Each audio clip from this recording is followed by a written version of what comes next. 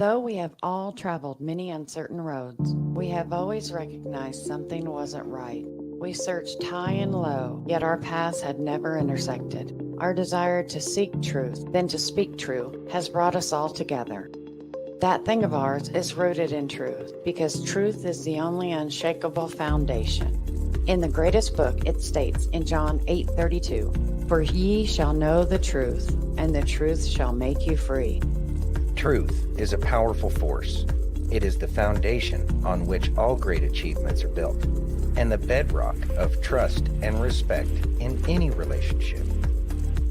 When we are rooted in truth, we can be confident that our decisions and actions are grounded in reality rather than in speculation or wishful thinking.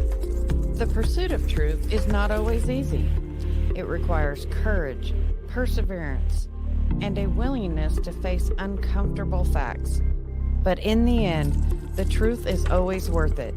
It allows us to make better decisions, to build stronger relationships, and to create a more just and equitable world.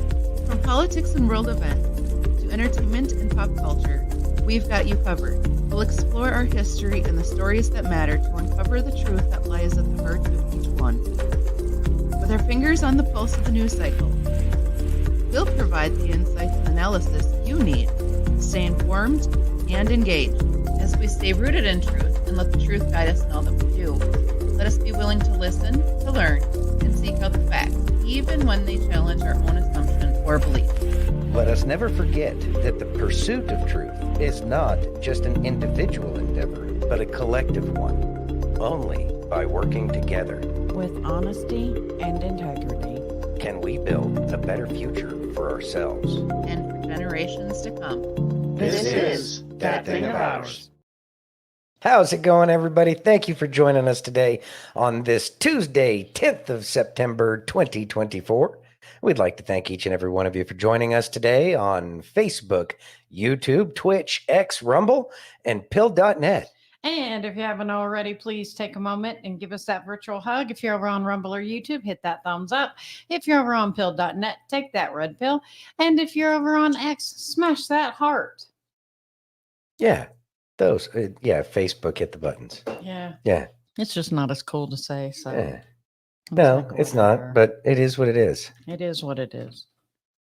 So how's everyone's Tuesday going? Who's ready for the shit show that is going to be tonight? I still expecting something to come up. She's not in her weight class. No, she is not. And no, she is not. I don't care how much corrupt prepping they're doing with Google while there's a Google antitrust suit going on. I firmly believe that they can't make her like compete intellectually with President Trump. I know. Like, why do you think Walls won't debate JD Vance again out of his weight class? Let's say hi to everyone real quick. I mean, if before I they get had a horse fired up. essence drinking competition, Stop then I'm it. sure. I feel better today. Let's not make Kay's stomach get upset again, okay? What's up, F. Clint? Hey, F. Clint, what's up? Steven in the house? What's up, Steven?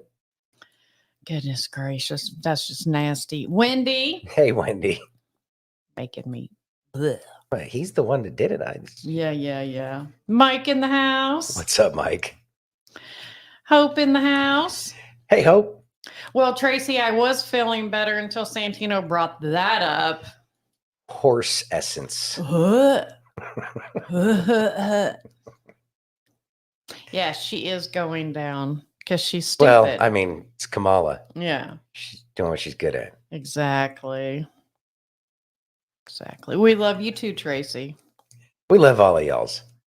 We do. Yeah. We really do. And thank you to everybody who's watching after the fact or just can't comment, whatever the case is. We appreciate you joining us today. We love lurkers. Lurkers are cool. Yes. Oh, yeah. So. You are here, Tracy. I see you. Don't tell me to shh. I see you. Anyway, Goober. I hear that we have a lot of stuff going on today. We do. Okay. We do. You see what Hope said? Several came down with the Rona and the administration. So who knows if there will be a debate if she has been around them Yeah, heard that the Rona was kind of making its rounds out there. So Yeah. it's never too late to quit. Could be an excuse. Yeah. Could be an excuse. We'll see what happens. I hope she tries. Yeah, I hope she Should does. be entertaining, if I nothing see else. you. Don't tell me I don't see you. I see you. Are you ready? Yeah. So Marjorie Taylor Greene's pretty pissed off. She's going to Really? outline. She's got an outline of Democrats' outrage over J6 versus their promotion of BLM Antifa riots is stunning. You ready? Yes. But let's look at some images. This is not January 6th, ladies and gentlemen. This is actually the inauguration of President Trump in 2017 in Washington, D.C. Here's a burning car with "We the People" spray painted on the side. These were scenes in the streets. This was President Trump's inauguration, Washington, D.C. The headlines: Washington protests turn violent as Trump assumes presidency.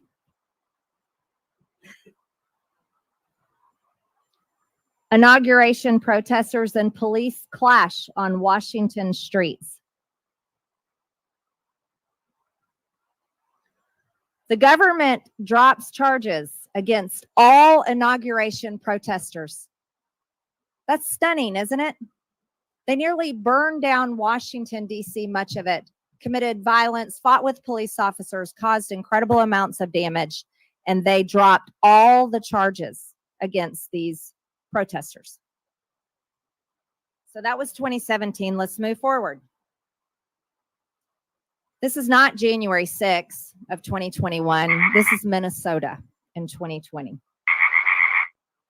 By the way, that's Governor Tim Walz's state. Here's another scene from Minnesota. Over 95% charges dropped. The headline: They've lost control. Why Minneapolis burned. Governor Walz's state. Minneapolis burned. And how did Governor Walz and Democrats feel about treatment of police? This is how police were being treated, while over 95% of the charges were dropped.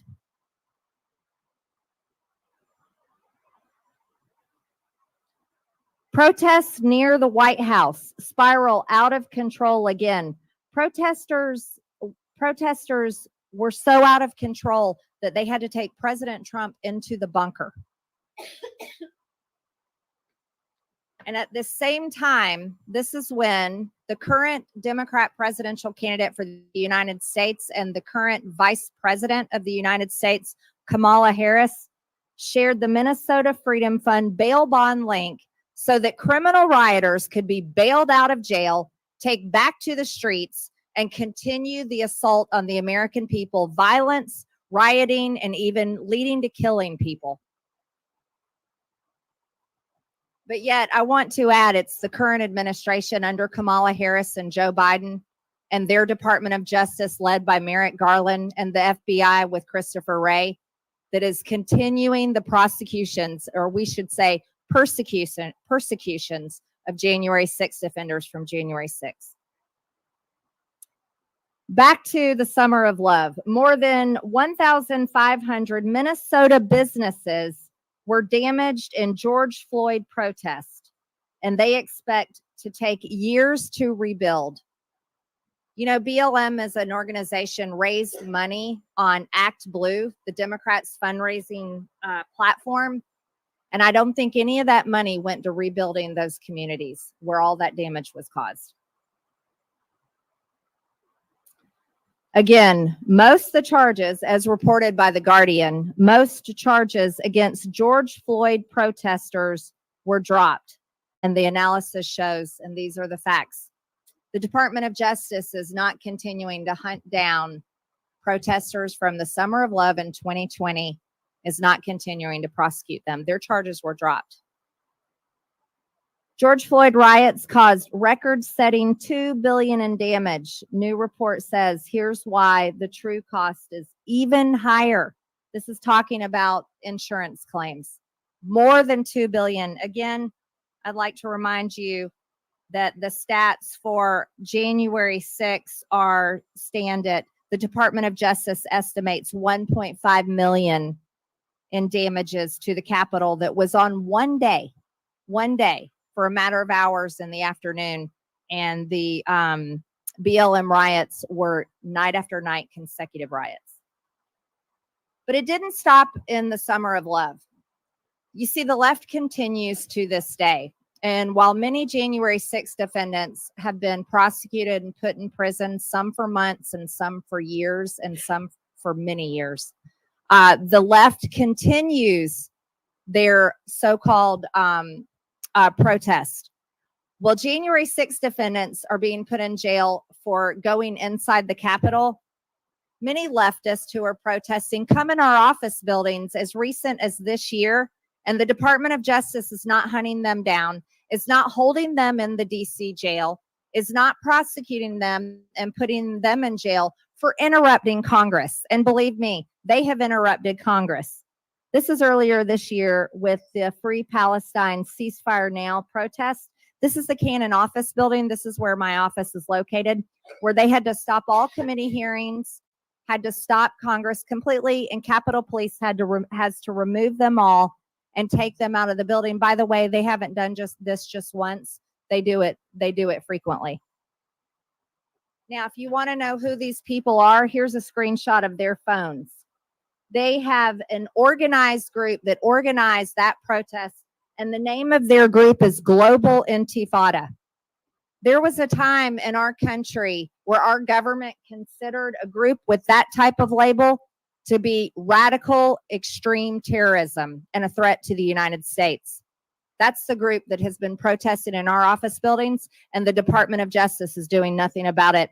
My staff captured this photo of their one of their phones as they were texting one another. And the names on this list are very serious names linked with organizations that should be investigated. I'd like to remind everyone also that the words from the Democrats have been so extreme, radical, and dangerous. They have truly threatened the life of President Trump. In one of the videos that I have, we have none other than Rick Wilson here on camera. Flashback to the Lincoln Project co-founder, Rick Wilson, in 2023. They're still going to have to go out and put a bullet in Donald Trump, is what Rick Wilson said during an interview on none other than MSNBC. Well, sure enough, they tried to do that, didn't they? On July 13th of this year, they tried to put a bullet in President Trump's head as he spoke in a rally in Butler, Pennsylvania. And thank God Almighty, and it's a miracle that we all witnessed, that President Trump was not assassinated on July 13th and that bullet grazed his ear. And as the result of God's grace and mercy, President Trump is alive today, and the left did not take him out as they have tried so hard to do. That's where we stand in America today. And the reason why I'm holding this hearing is because, you know, none of us support any violence. We don't support an assault on our country. We do not support a so-called insurrection, as it has been labeled. But January 6, 2021 was not an insurrection. And it should not be labeled an insurrection. But what we've witnessed for nearly coming up on 4 years now has been our own federal government create a two-tier justice system and politically weaponize the Department of Justice against the people that were there on January 6th. Thoughts? Wow. So tons of information there by Marjorie Taylor Greene. She's amazing. She's been fighting the good fight for a long time. And I know that she got harassed for paying attention to the Cube posts and stuff like that. You know, accused her of being one of them QAnons. Quanon. But anyway, So she brought the photo evidence. She showed the difference in terms of how the J6ers were treated versus how all these Antifa people were treated. Or pictures of people's screens saying what group they belong to. Intifada itself is a word that means rebellion. Yes. And it has a religious undertone to it at that. So I find that interesting. And she points out that that the Department of Justice hasn't been very just in their application of the law. So I'm glad that it's being brought up. I'm glad that it's in the congressional record. What is it going to lead to now? Yeah. As we've been watching the tables turn, we see that the boomerang is about ready to start really coming back and nipping some people in the butt. But this is certainly a setup, not a setup, that's probably the wrong word, but this is definitely setting the stage for what we're going to see that Congress will be dealing with moving forward, especially once Trump gets into office. And these are they're being reminded in this very video as to why they can't let President Trump become president of the United States again, because they know that they've wasted all of the resources that they have, that they don't have the ability to really fight back. And so they have no choice but to do everything that they can to prevent him from getting into office. And this kind of hit me before the show, but that self-unaliving weekend that Q was talking about, I sadly feel that one's coming up here soon. I know. And I mean, a lot of things are going to change, but that's when they know that the whole thing is said and done, and they can't do anything about it to save their own butts. So they're going to do, I guess, what they feel they need to do. So it is sad. It is sad that people, can't let go of their ego so much that they can't say, you know what, I really messed up. And that, that's the path that they would rather choose. Sad, but I do feel like that's coming sooner rather than later. I know. Yeah. I know. You ready? Yep. Let's go. Okay. Underneath Satan, there are what we call the 5 generals. The 5 generals are the 5 demons that are immediately hierarchically underneath Satan, and they are the ones who execute his plans. In some cases, they call it the table, because it's basically they get to divide up certain things. The first demon under him is Baal. Baal, now, Satan actually is the demon of impurity, but Baal is a demon of impurity. His principal function is to get cultures to succumb to impurity, primarily through fornication.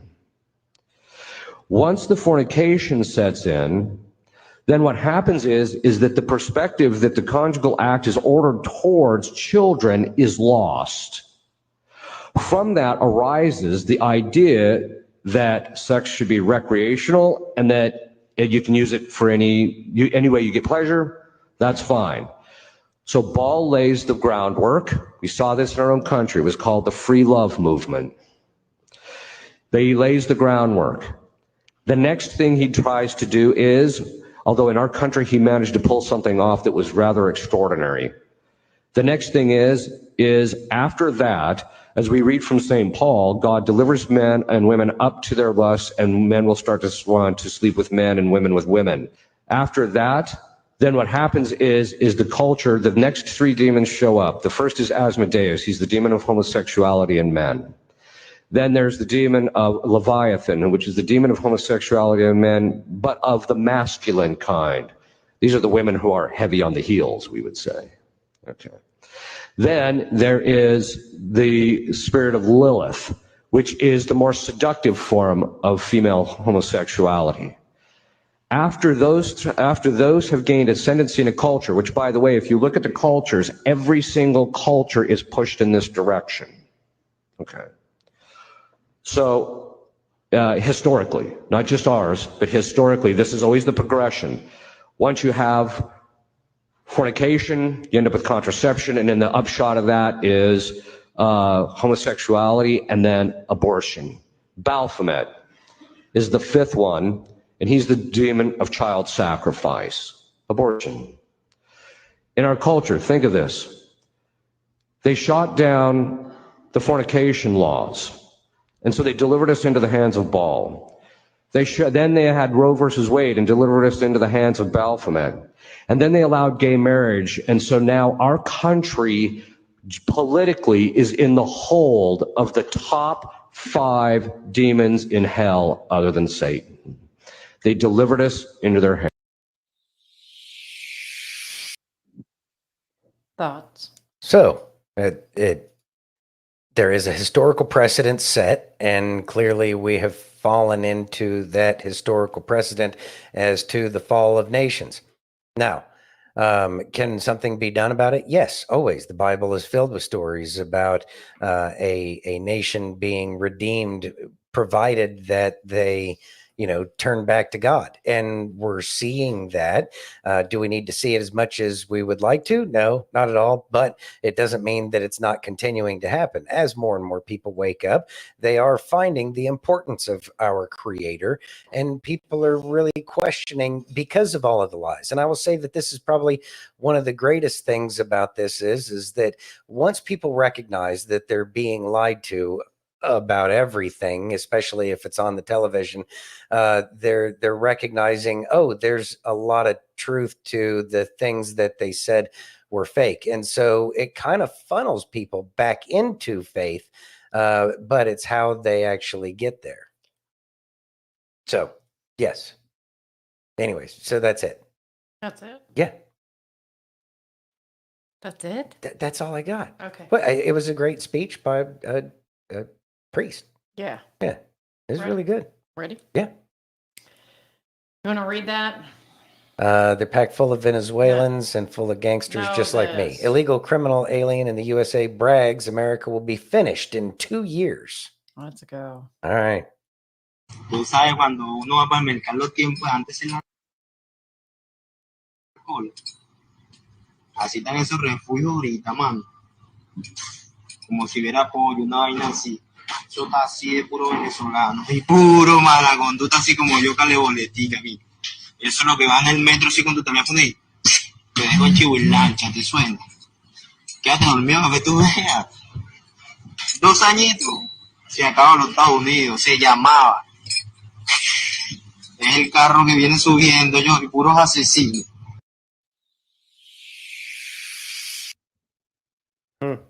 Thoughts? So we let all these people in, right? Yeah. Now, clearly, Americans didn't want these people let in. It was a small group of people that had a significant amount of power that they never should have had, that ended up bringing people like this into our country to sit there and say that we're not going to have a country anymore. It's not going to work as easy as he thinks it is, even if their plans go through and there is some kind of collapse of the very fabric of society. Well, they think they're the only gangsters. They think that they can just take us out. They don't understand some of the people that are in this country. Well, exactly. And some of the people that are in this country would make short work of them. It's pretty ridiculous.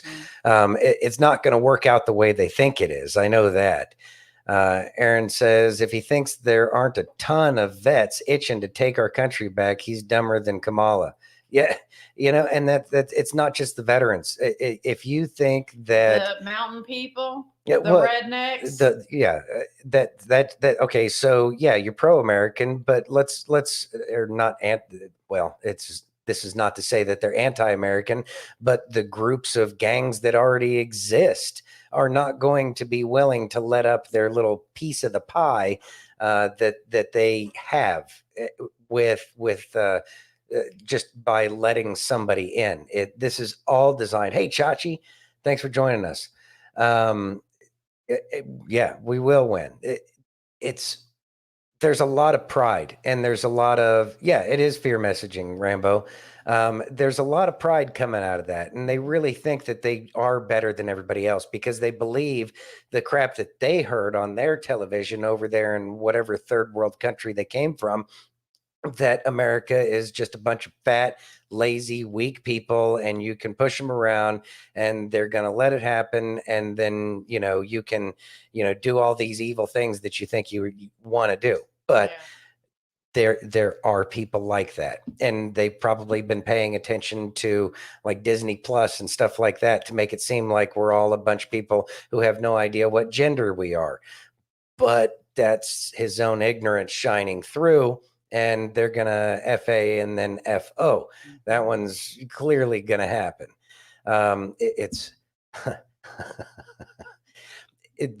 There would sadly be a lot of bloodshed.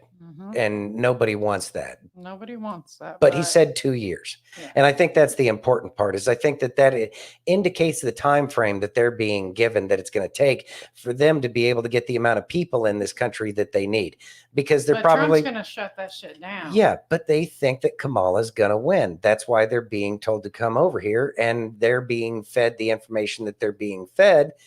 And it's not good information. Yeah. And they think they're going to unleash these people when in all actuality, Trump's going to get elected and all of these people are going to get deported. And if they choose not to be deported, then it's going to be really ugly for them if they try to hide and hang out.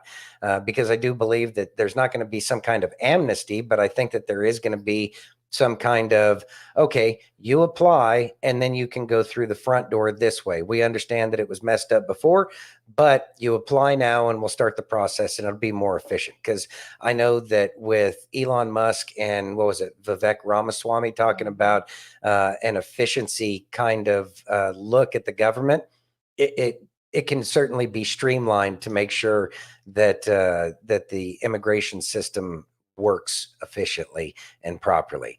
Aaron says, I'm not a vet. I was in boot camp and for 6 months, but I don't consider myself a vet. But I do know how to aim true. And all I have to fight for is other people and me being left the F alone. And see, that's the thing is that's where most people want to be is they just want to be left alone. But these people keep coming over here and thinking that they're just going to take what we have. And they've been doing a good job taking it away from the citizens for a long time, but it's all coming to a close. Yeah. Jenny says that video is a couple of years old. Oh, it's a couple of years old. Oh, okay. So it's about that time frame. Well, thanks for the heads up on that one. Why is Liberty Daily just playing that now? I don't know. Wow, that's weird. But regardless, I think that they think that it's going to work well. Even if this is the time frame, it's not going to work as well as they think it is, because they are getting arrested in various places. There were the people that just got arrested down in El Paso just a couple of days ago. So it's not going to work the way they want that. And they tried a couple of things in Colorado and in Chicago. Haven't heard anything about the stuff going on in Chicago, but yeah, that ended quick, didn't it? Yeah, that ended quick, and nobody heard anything else about that one. Isn't that weird? Yeah. Anyways, even if they had 3 million here, I don't think it would be enough. Might be enough for a few years of chaos, but it still wouldn't end well for the invaders. I agree. I think that the invaders lines would somehow be found rather quickly, and those lines by the American people versus those who are trying to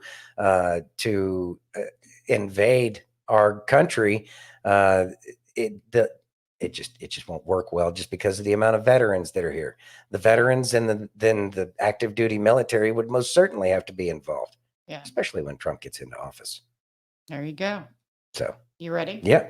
So even Bill Maher is getting sick of the intolerance from the rabid left hypocrites. You ready? Yeah. A couple of weeks ago, Bobby Kennedy, scion of the most storied dynasty in Democratic Party history, dropped out of the presidential race and threw his support not to the Democrat, but to Trump. And everyone all at once said the same thing. Bobby Kennedy did something weird? A Kennedy in league with a Republican? Why, that's like ordering white wine with Bear. Now, look, I like Bobby and always will. And there are things he has been right about that no one else would touch. But yes, I also think he's weird. I couldn't support him for president. His wife is Cheryl Hines, who Larry David was quoted as describing as the best person I've ever met, the one person in Hollywood who doesn't have a single enemy. Well, now she does. Because she didn't throw her husband under the bus when her husband made a decision about something which she's made plain she disagrees with, but that didn't satisfy the obnoxious posers on the aforementioned far left. Thousands tweet screamed at Cheryl things like, "How do you live with yourself? Do better. I can't even enjoy the episodes of Curb Your Enthusiasm with you in them anymore. It's no wonder Larry divorced you." Yeah, that's a character on TV, but okay.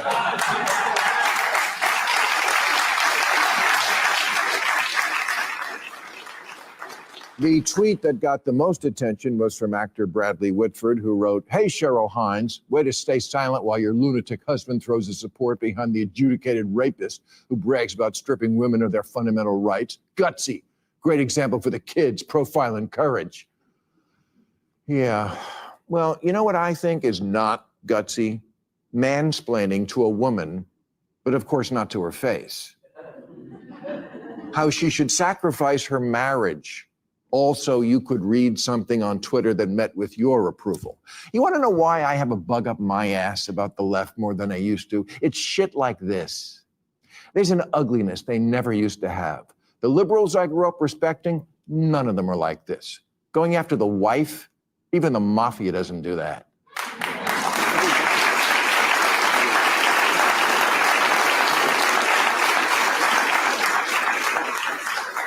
There's a lot of people these days who I call liberals in theory. In theory, they hate bullying. Terrible. In practice, their attitude is, it's not bullying when I stick your head in the toilet. In theory, liberals are compassionate. In practice, this guy can't even understand one of the most basic dilemmas common to all humans, that when you're married, sometimes you have to swallow some shit.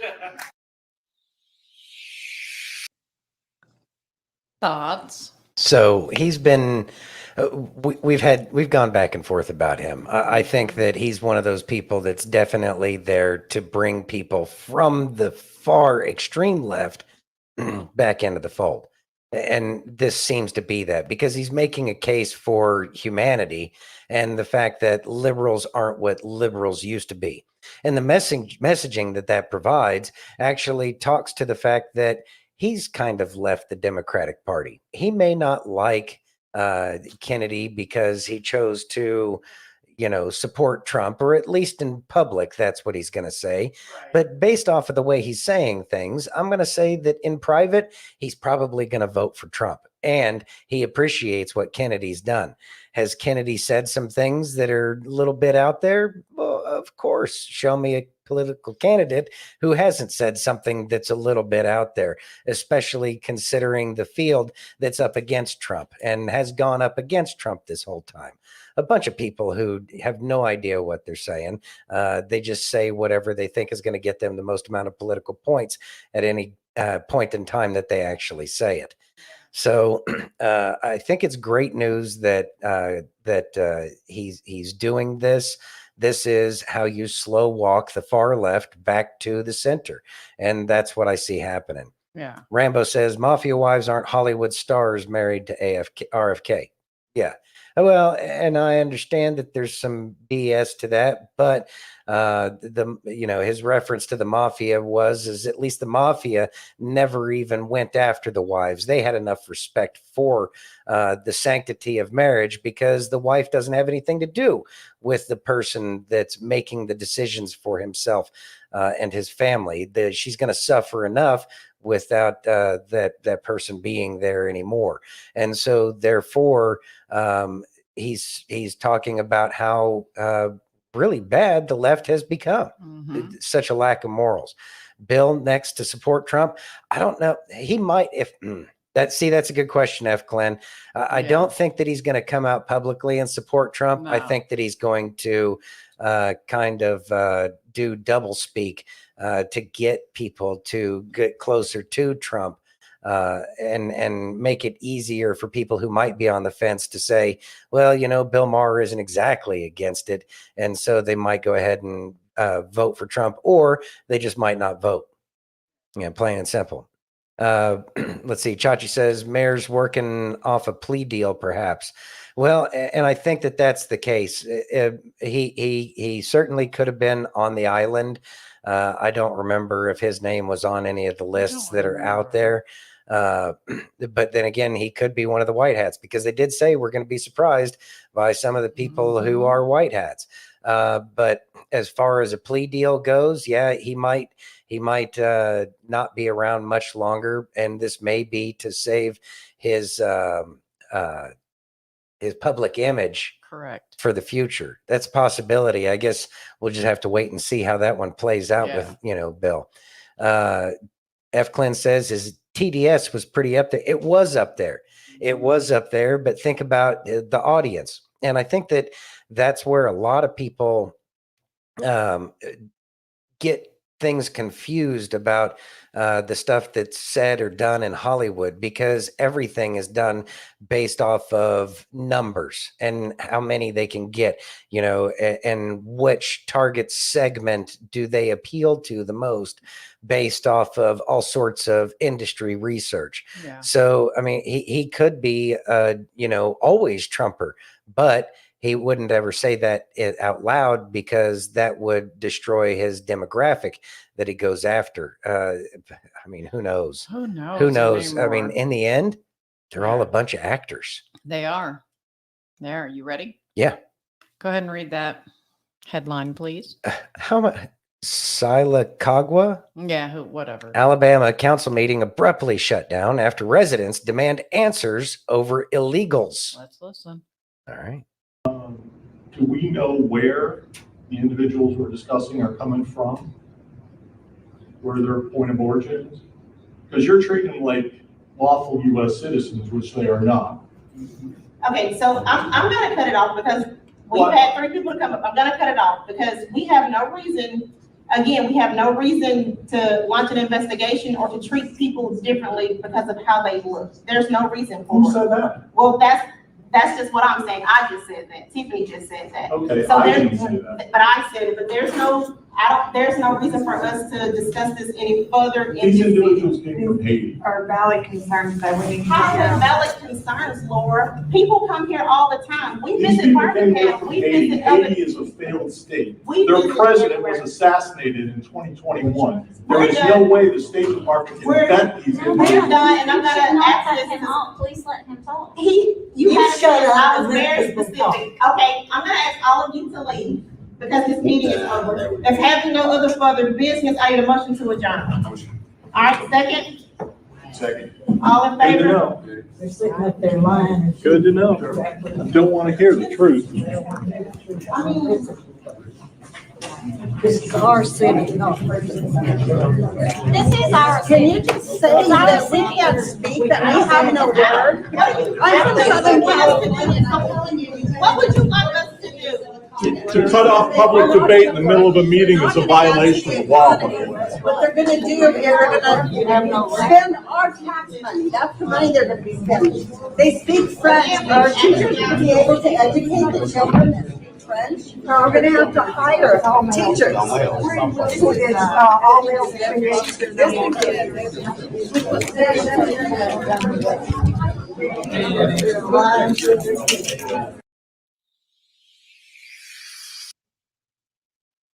Thoughts? Isn't that interesting? So in Cuyahoga, Alabama, was that? No, Sacagawea, whatever. Whatever. In Alabama, in a small town in Alabama. Yeah. That is amazing that they shut that down. It's funny that she chose to use the race card when there was never an issue about the race, other than the fact that these people happen to come from Haiti and she is of color. And so therefore she knew that she was getting backed into a corner. And so she did the only thing that she knew how to do, which was to pull the race card.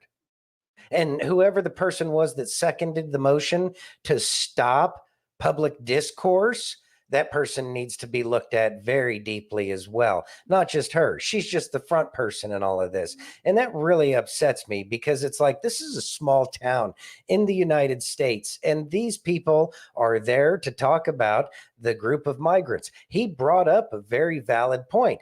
That country is a failed state. There is no way for the State Department or anybody, Immigration and Naturalization Services does not have the ability to check and find out what kind of people these are that are in their town. So they have every right to be concerned. That and my understanding about everything based off of what happens in Haiti. When I went to Guantanamo Bay in 1996, all the migrants were on their way out. They were pretty much gone by the time I had gone there. But those were the migrants that had happened, that had showed up to Guantanamo Bay after a major earthquake that they had. I think it was in either late 95 or early 96, whatever the case was. But regardless, they were all there. The problem is that they had more problems with the Haitian migrants than they had with the Cuban migrants that were there. Simultaneously, the Cuban government had opened their jails and doors, and they said, feel free to leave. And so they ended up showing up on the base. And so they had to deal with all these people. And then based off of the stories that I heard, I wasn't there, but from what I understand, they had a lot more problems with the Haitian migrants. They had a problem with them because they felt that they were owed a whole bunch of free stuff because they've always heard about how rich America is and about how everybody always has money. And so they thought that they were going to be given the meal ticket for a whole bunch of free stuff that they never got. And it caused a lot of problems. And these people have a right to be concerned about these migrants that haven't been checked, that have been dumped into their town. And will they have the ability to deal with it? And then considering... And in Springfield, Ohio, the Haitians are stealing pets and eating them. Yeah. They're nasty people. But it's not that they're nasty. It's that these people are so used to being that broke that they just figured it was people, growing meat as far as they had known. That country has been raped forever and a day by people like the Clintons. Yeah, I know.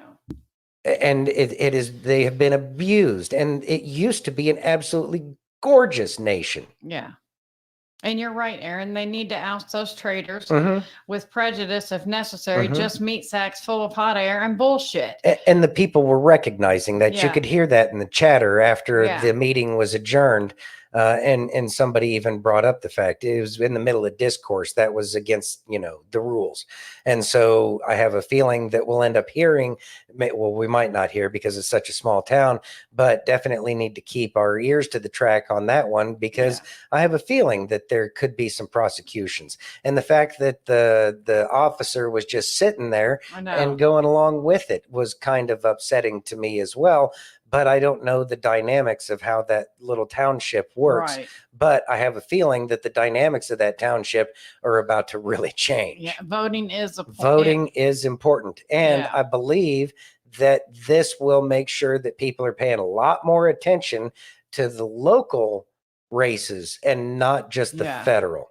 Yeah. And that's what people really need to be waking up to is each and every election is important, even if it's the dog catcher. Yeah. And I think that that's one of the things that we all have learned through this is the fact that like every election, even if it's a dog catcher, because if you let that one corrupt person in there, one bad apple spoils the whole bunch. And we've seen that. And it's happened all over this nation. Yeah. Jenny says, how sad they shut them down with their concerns. Yeah. Yeah, they're being denied their constitutional rights Yeah. and address the right to get a redress for grievances. Mhm. They didn't even get a chance to finish getting a redress for their grievances. They didn't even finish getting the grievance out. So the redress is go away. We don't have to answer this. Yeah, that's a Yeah. crime against the Constitution as far as I'm concerned. I heard cats taste like chicken. I don't think so. Ugh. See, Aaron agrees with me. It's beyond nasty. They do follow witch doctors and sacrifice animals in the dead of the night and eat them. I Hey, understand. Colleen. Hey, Colleen. Welcome. Thanks for joining. Ugh. It's yeah. I did not. It's going to Hope. change. I Did y'all did see not. Scotty Marr talk about Haiti? No, I did not. I did not. Whew, I need something good for a minute. You ready? Yeah, I could use something good. Let's go. All right, let's do it.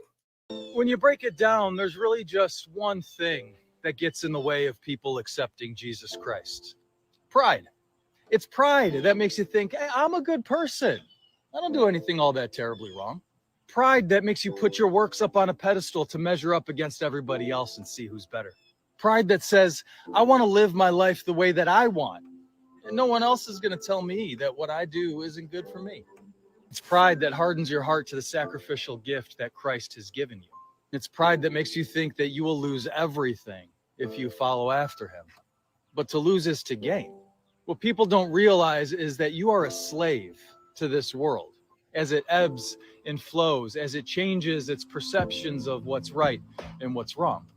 Do not think of yourself more highly than you ought, but rather think of yourself with sober judgment in accordance with the faith God has distributed to each of you. Deny yourself. There's freedom in that. Thoughts? Pride. Ha! Boy, isn't that the truth? Pride really does get in the way from getting that connection to our Creator. And I will say that that's because a lot of people can't understand. They don't see how. They can only see the world through the eyes that they have without understanding that everybody has a different way of seeing the world. And everybody that's like that generally has an issue with seeing anybody knowing a better way in which to do it than how they're doing it. Oh, they wouldn't understand because, they haven't lived my life. And so and when things don't go your way, people will also always blame God when the blame might lie squarely on our own shoulders instead of God's shoulders. And so that again is another pride which can get in the way of us getting that connection with our Creator. So pride, it certainly prevents us from getting our salvation and living a better life. But how do you talk to somebody about that pride? How do you talk to somebody that seems to think that they know better in that scenario? And I can tell you in my own personal instance, I couldn't hear anybody when they were telling me that, I was doing things the wrong way because I already knew better than everybody else. Sadly, a lot of people have to go through it the hard way. But how else do who better to help us get rid of our pride than God, and allowing the world to have its way with us until we figure it out. So, it is what it is, but we can always try to help somebody along that path. Tracy said, there's that pride word again, making me feel guilty of being proud of family. Well, we talked about that. And I believe that being proud of your heritage, being proud of your family and your family's history is important because you are the person that is the one that's carrying on that family line. You are the one that's finding out the lore of the family that other people may have forgotten or may not have known. And so that is something that should be carried forward because I believe every child deserves to have a reason to have pride in their family and say, I belong to something that's good. I belong to something that's important. It's important to me. That's a different thing than what he was talking about. Yeah, he was it is. talking about, oh, look at me. I am the best. Yes. I am prideful because, Well, I mean, like, who okay. the UFC fighter that ended up getting his leg broken. Greg McConnor. Conor McGregor. Conor McGregor. Oh my didn't God. Didn't he claim to be a god? And Yes. then that fight he ended up getting his leg broke. That's pride. Yes, I mean it's different. It's completely different. It's like the doctors that you say Mr. Smith. That's Dr. Smith. Dave, calm down, man. Yeah, it's like whatever. Yeah, you put your pants on the same way I do, one leg at a time, you douchebag. Actually, I put both legs on at once. Oh, okay. Because you're like I'm just different. I'm not going to say I'm better. I'm just going to say I'm different. You're definitely different. I know.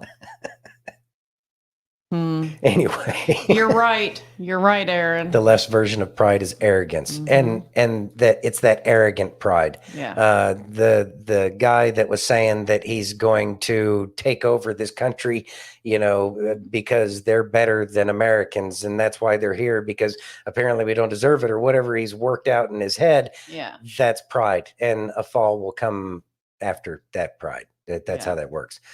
Stephen says, yes, I think there are a few for pride. Looking it up. Yeah. Definitely for pride. Definitions. Oh, definitions. There are a few definitions. But again, having pride in your lineage is good. Proud. Thank you, Stephen. Proud, marked by stateliness or excessive self-esteem. Excessive. Or raised above a surrounding area. So there we go. See, everyone knows you're different. Everyone. I mean, hey, Tammy. Hey, Tammy. Thanks nice for joining. to see you. You ready? Yeah, I'm ready. Go ahead and read this headline. Okay. Woman begs Springfield, Ohio City Council to do something about the illegals squatting in her front yard. Ready?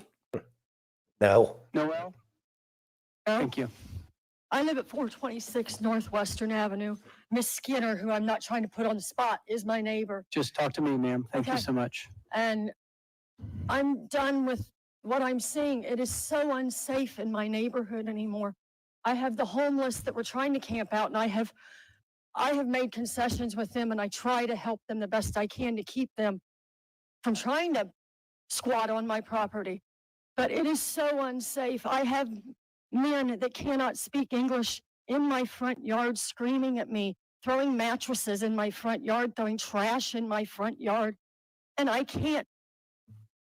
Look at me, I weigh 95 pounds. I couldn't defend myself if I had to. My husband is elderly. And last night, after living in this home for 45 years, he said, Noel, guess what? It's time to pack up and move. He said, we can't do this anymore. He said, it's killing both of us mentally. I don't understand what you expect of us as citizens.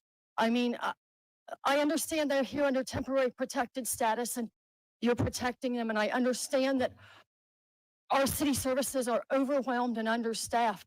But who's protecting us? If we're protecting them, who's protecting me? I want out of this town. I am sorry. Please give me a reason to stay. Thank you. Thank you.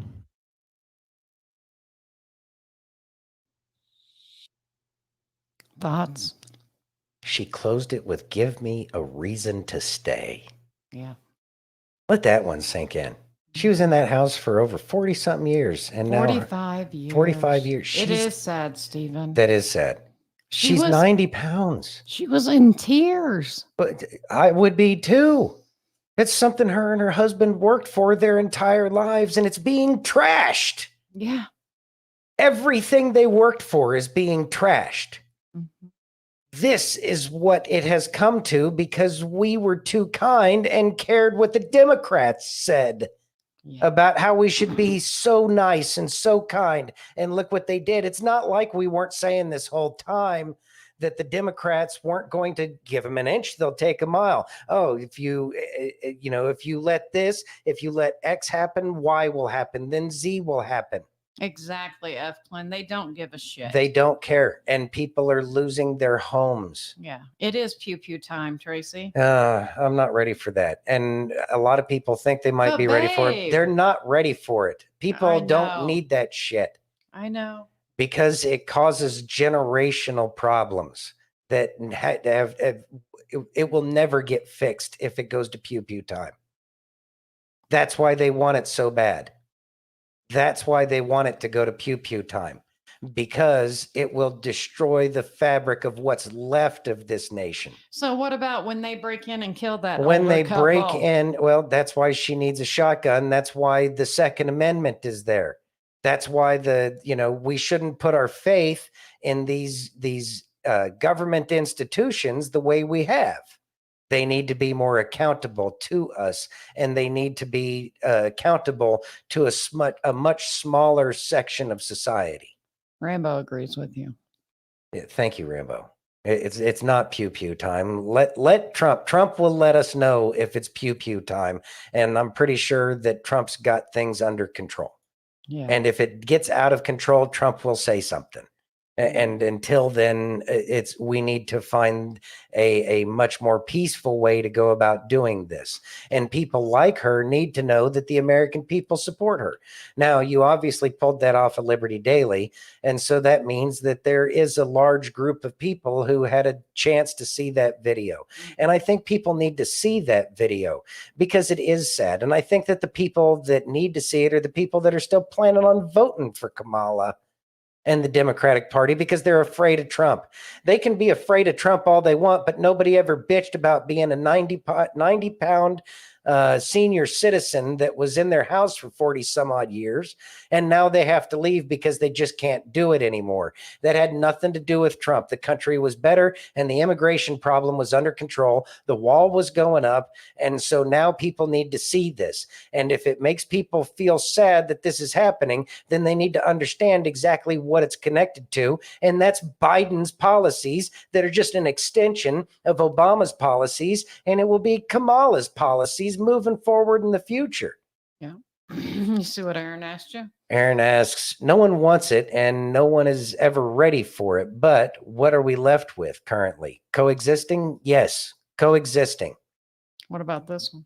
Okay, not yet. But if 24 gets stolen, I think that will probably be just about it so long as there's no hope. It's when there's no hope left. Yeah. See what Rambo said? Load them up, sure. Make them available, sure. Locked and loaded, sure. But we are winning. Thank you, Rambo, because I do believe that we're winning. We can't negate, just because we're seeing these things now does not negate everything that has happened that's been positive and a win for the truth this entire 4 years or 3.5 long years that Biden has been in office. It's been a long 3.5 years, but look at how much they got their ass kicked and look at how much they're losing, and wait until you see what happens with the debate tonight. She might come down with the Rona mid, debate. Who knows? Who knows what's going to happen? But I do know that Trump is going to wipe the floors with her because she just doesn't have, she's mentally. She's a mental midget compared to him. Yeah, I was trying not to say that word, but yeah, that's exactly what she is. She's a mental midget when it comes, well, she's a mental midget, period. But when it comes to Trump, she's like, she just doesn't have the ability to even be on the same stage with him. And that might be apparent. And that might be the very thing that they want us to see. Yeah. Because we don't believe it's Kamala. I still think it's Stacey Dash. Yeah, I know. So look, I get it. I get it. If Be everything, ready, but it's not time. yeah, pray for peace, but prepare for war is all that we as citizens should always be. Mm-hmm. Until the world's peaceful, after Jesus comes back, then, we can turn our swords into plowshares. Mm-hmm. Mike says, F. Clan, I really believe there are going to be huge problems following the election. I believe that there's going to be problems following the election as well. I think that they're going to try to press their narrative because that's all they're going to have left are lies. But I think that at a certain point in time that the transition of power will take precedence over their shenanigans. And I think that's the game that they're going to play, is they're going to try to keep on saying, oh no, Kamala won, Trump's a liar, blah, blah, blah, blah. They're going to create confusion and it's going to get stressful, but I can assure you that it will not get out of control. And if it gets out of control, I do believe that the military will come into place because they'll already have the answers because, well, Space Force. And they've already seen the cheat that already happened. That's why so many faces have changed. That's why so many CEOs of Fortune 500 companies stepped down back in 2017 moving forward. Yeah. So know that it's not what it appears to be. But the things that do appear to us at this point in time are the problems that are going to be getting addressed at this point in time. Let's go through some of these comments. All right. Stephen has a question. All right. Might debate be scripted? So curious. I believe that it is scripted. I know that the one of the moderators, she was doing some, she's already been fact checked. She was putting information from a poll from over a month ago that had a poor bias, leaning solidly left when they were trying to say that Kamala was catching up in the polls. Yeah. And she's still presenting that one that's already been debunked as a poor poll, and she's trying to bring it forward to today. So we know that she's working hand in hand with Disney, but I have a feeling that Trump's going to have them no matter what. Right. F. Clint says it's going to be Trump versus even the camera guy. Well, and I do believe that too, because they're gonna zoom way out. And I've talked about this before, but when you zoom way out and you seem far away, it makes you feel like you're not close. But when there's good sound and somebody's closer, you feel like you're closer to that person. That's a simple camera trick that they've been doing forever and a day. They were doing that crap to Reagan when he was, going up against what Carter the first time around. Yeah, exactly. So yeah, know that the games will be there. Yeah, they will. Carol says, heck, I remember waiting for True Social to come out. We thought that would change so much. Yeah, we did think the True Social was going to change so much. I remember I was all excited. I had a number to wait in line. And Yeah, I know. stuff. That was funny. It was a good blast from the past. Thanks. Let's see. Nevada Cowboy fan says, Tammy says, if you come on my land and try to hurt me, my kids, grandkids, or animals, it will be pew pew time at my house. America. I agree. Yeah. That's exactly when it should be, because that is your property. Mm-hmm. And fortunately, Nevada supports, castle law. So there's that. Yeah, if you're in a state that doesn't let castle law, then please change it. And if it can't change by the time Trump's in office, then consider leaving one of those states that doesn't let you protect yourself or your family or in your house. Joe says, I will be on Eye of the Storm tonight at 10:30. If anyone is awake after the debate, I hope you all come. Please go see Rambo at 10:30 tonight after the debates. Yeah. Awesome. Of course, it's scripted. The whole thing is scripted. Narrative control, check the emotions. Yeah. We're learning a lot. We're learning a lot about how to control our emotions. We're learning a lot about how to love this country again and to learn what it's really about. Yes. We need to know our the principles that found this nation. We need to understand the Declaration of Independence and the Constitution and the Bill of Rights and the Federalist Papers and the Anti-Federalist Papers and all of these things.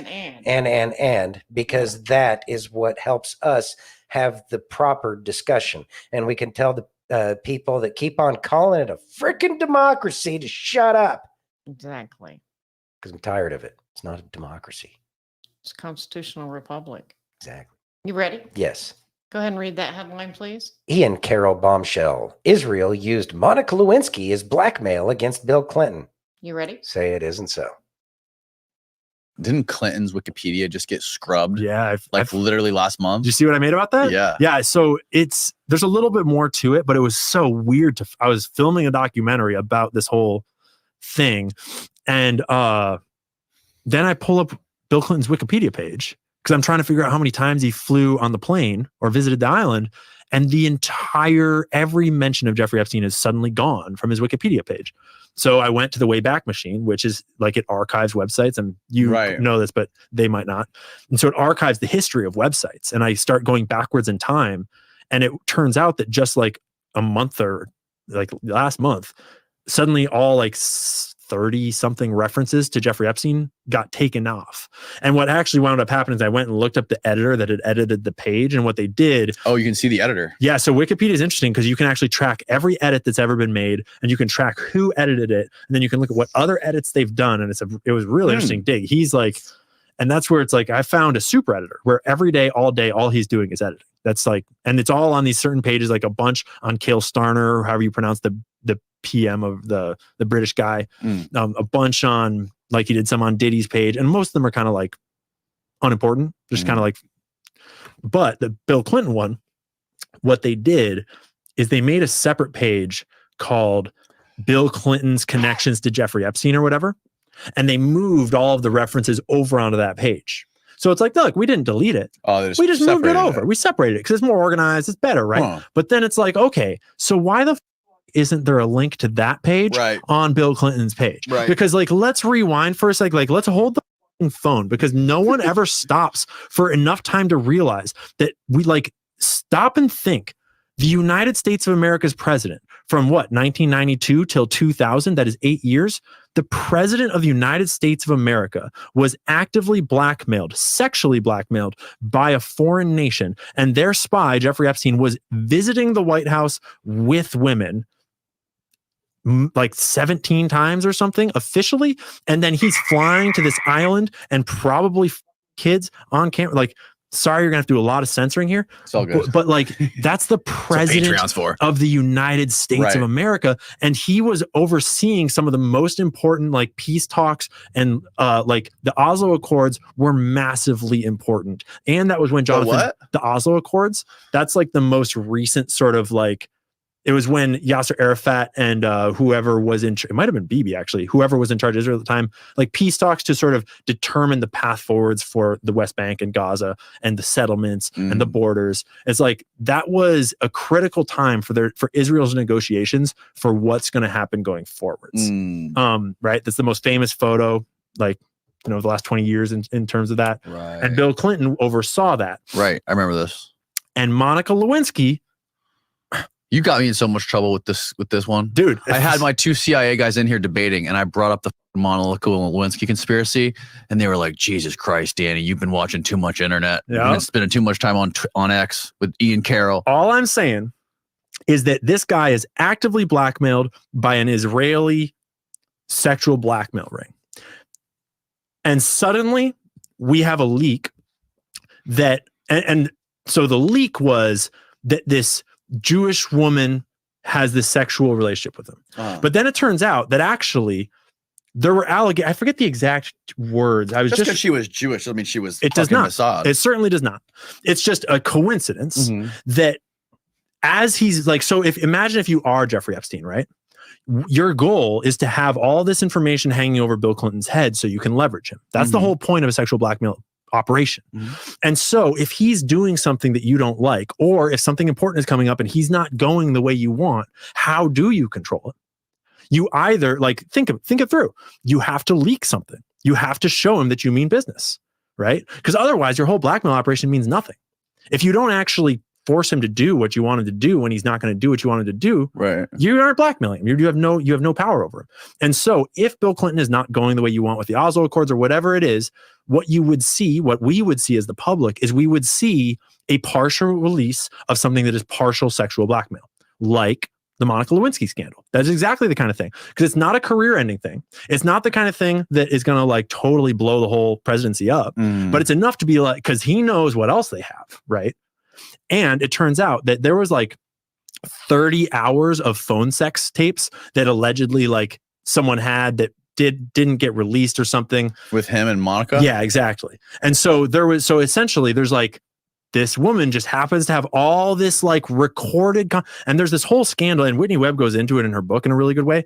But basically like then it turned out that like, oh no, maybe someone had bugged the White House, like Jeffrey. And so it's like, wait, like these things all overlap where like if Jeffrey Epstein was sexually blackmailing Bill Clinton, that's the exact kind of thing you would leak to sort of fire a warning shot over his bow. And it's not so bad that it's going to end his career. Is the idea that this has something to do with Pollard?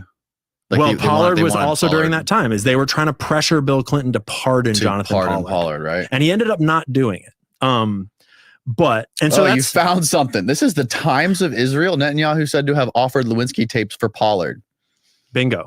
What is the Times of Israel? Is that a legit website? Yeah, it's literally a Zionist, it's one of the best websites for me to reference. Zoom in a little bit. It's like a Zionist Jewish publication from Israel. Go up. New critical book on Clinton family claims that Israel tapped the White House phones, blackmailed the president with recordings. Okay, scroll down. Israel attempted to tape former U.S. President Bill Clinton, the steamy conversations with intern Monica Lewinsky to leverage the release of Jonathan Pollard. A new book on the Clinton's family's political enterprises has claimed. In the book titled Clinton Inc., Oh God, is the author still alive? Probably not. The Audacious Rebuilding of a Political Machine. Author Daniel Halper relies on the record interviews with former officials together with a close analysis of documents termed the Monica Files to paint a salacious and uncomplimentary picture of one of the most prominent political families in the U.S. Hundreds of pages of documents compiled as contingency on the use to use in the former intern, if the former intern ever was involved in legal actions against Clinton. Holy crap! Why did I never hear of Keep this? scrolling down. Like, go to the. You know why you never heard about it? I can't believe this is in the Times of Israel. Well, that's the thing. Here's the thing. Why would this be in the Times of Israel? Because American media is so controlled. Because, like, so we can't talk about Jeffrey Epstein. We can't talk about Israel. We can't talk about any of that shit. But Jewish media is not, because Israel is busy bragging to their own citizens about how many, Hamas terrorists they killed. They're busy bragging to their citizens about how many Jewish politicians that we've got and how much influence they've got. Like, the Times of Israel is great at reporting how much Jewish influence is in American politics. And one of my favorite articles that I've ever found on there is them bragging about Hunter Biden's new wife. It's very like on the Times of Israel. Yeah. So you can find it. It's Times of Israel, Hunter Biden, new wife tattoo. Where does the Times of Israel rank? Like, if you were going to compare it to like a U.S. Media outlet. I don't know if I'm necessarily informed enough to really like say for sure, but it would be like a Washington Post or a New York Times or an NBC, a CNN. Yeah, it's like a mainstream journal. It's like the mainstream publication over there. Very much so. It's like Haaretz, Times of Israel, Jerusalem Post. The big ones. Interesting. So Times of Israel. Go back to that article, Steve. Yeah, feel free to go back. I want to see the bottom of it. Because that's what I'm saying is like, it sounds like, oh, that's just like a conspiracy. You're just drawing things together. But like, no, that is exactly what we would see if there was a blackmail operation going on. And we know what country was running a blackmail operation. Copies of Halper's book were sent out in a PDF form to hundreds of reporters days before the book's official release was by a previously unknown individual in what Halper suggests was an effort to reduce the impact of the book's release. Yeah. Well, I would argue that there's an argument to be made. Go to the homepage of this website. Israel publishing this kind of, and it's not like, this is not the state of Israel. This is a journalistic publication. These are journalists, but there's an argument to be made that bragging about how much influence Israel has over the US, even in that form, is positive in Israel. Like in Israel, they, like most of them believe they're not using enough force on civilians in Palestine. Most of them believe that it is okay to Palestinian prisoners because how evil Palestinians are. Yeah, but this is like the most unpopular thing in Israel by far, right? Like Netanyahu's like the most unpopular. Well, he was before the prime war. minister. Yeah, he was before October 7th. Even more so now, or what? No, way less. That rallied the whole country together. They were like about to have a civil war. They were about to try to overthrow him before. And then it was like, we are threatened. And the existential nature of that, like that is like ingrained in the Jewish identity, and not for no reason. Like they have been through so much as a people. And so the moment there's that threat, it's like, we are all unified. And I mean, they're not necessarily all unified, but it really changed the dynamic. And now he's got I mean, they didn't even hold elections. Like he's essentially a wartime president. Trump, never been a more dangerous time since the Holocaust to be a Jew, to be Jewish in the U.S. This is the Jewish Times, so it's like it's a Times sect of Israel of the time. Yeah, it's a sect of this. That's a great publication, and so it's a great one that I like to reference because it's easy to get smeared. And now these days, I'm not even really scared of getting smeared anymore because we all are seeing how common the smear tactics are, but like referencing it in their own words is really useful because they talk openly in these words, right? That's fucking crazy. Thoughts? So what are they trying to say that Bill Clinton wasn't wrapped up in a honeypot operation? I don't know. So he did a great job. Ian did a great job of explaining how the honeypot works. Ian. He was talking about how Monica Lewinsky was just the tip of the iceberg. Yeah. You're not going to do that to the president of the United States. You know who I am? And then that's probably why the Lewinsky scandal came about. And then there was probably some other plays to let Bill Clinton know that he had no recourse, that there was enough power to prevent the president of the United States from having the ability to do anything about it. And so he just became a figurehead for whoever was running that honeypot operation. Although when you take into consideration who Ghislaine's Maxwell's dad was, kind of becomes very clear. And then whole Epstein, kind of points in a specific direction, and the fact that all of these people ended up having dual citizenship with Israel really seems to explain exactly what's going on. I think it was funny that guy had some CIA agents or former CIA agents in there talking about, the Lewinsky thing. What? How was Lewinsky not a terrible thing?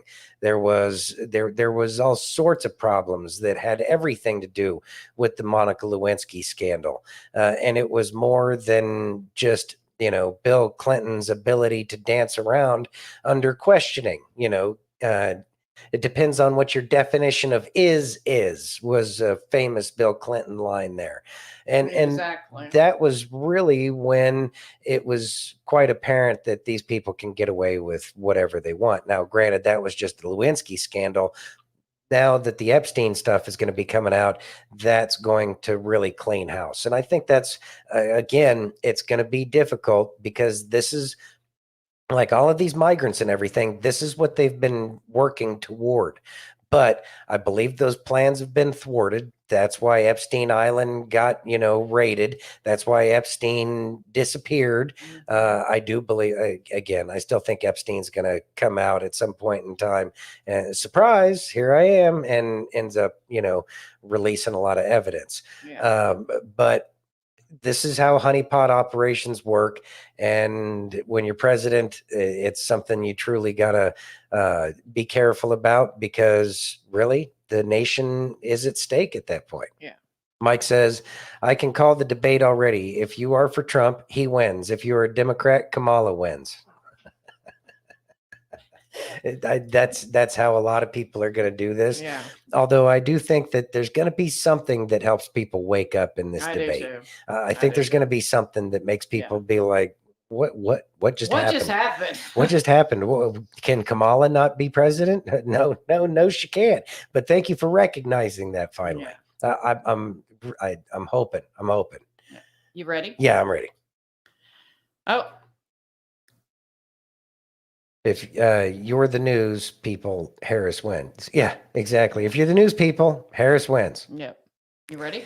Trump calls for the Alvin Bragg case against him to be dropped, citing Mug Clug Undercover's work. Let's go. Let's do it. Just yesterday, the top spokesman, one of the top people in the U.S. Attorney's Office in Manhattan, that's a very respected Southern District, very, very highly respected, was heard saying, and was quoted exactly, quote, honestly, I think this case is nonsense. Now, this is the boss of the whole thing. Every real estate person in New York does what Trump did. Nobody's ever been charged with this before. It's a perversion of justice. He said that the DA's office was, quote, stacking charges against Trump and rearranging things just to make them fit the case. I think it is. This is the boss. I don't know why they don't do something. They ought to drop it. They shouldn't delay it. They should drop it. Drop all of it. Drop all of it.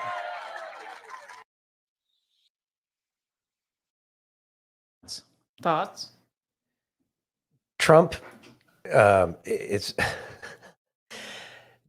an amazing speaker, and Trump can get a message across unlike anybody else.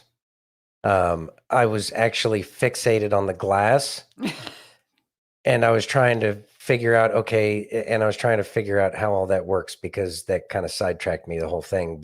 Well, don't roll your eyes at me. Look, they tried to take out the president, and it makes me wonder. And I'm glad to see that there was a glass shield up there for him. I give up. Are you ready? Yes, We're moving on. please, let's do. Read this. Oh, God, the real reason they want to get rid of independent farmers. Oh, well, we know why. The reason they want to get rid of the small farmer is the small farmer is the last free person on this planet.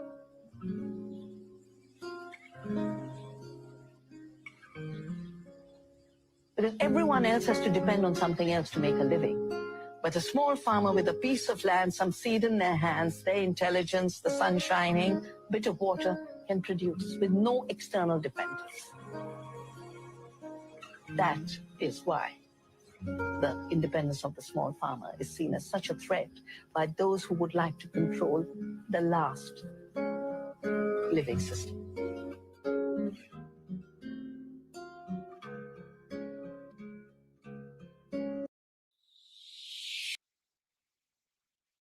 Thoughts, sir? So it used to be called the yeoman farmer, which was the founding fathers felt that the yeoman farmer was absolutely imperative for this nation. And that was the small farmer that had their land and they had the ability to produce their own food and produce things for the people around them. And that is true independence, because if people can't mess with your food and your water or your land, then you are truly free. It is a true freedom. You may not be making millions of dollars as a small farmer, but in the end, you probably have more freedom than so many other people around the world.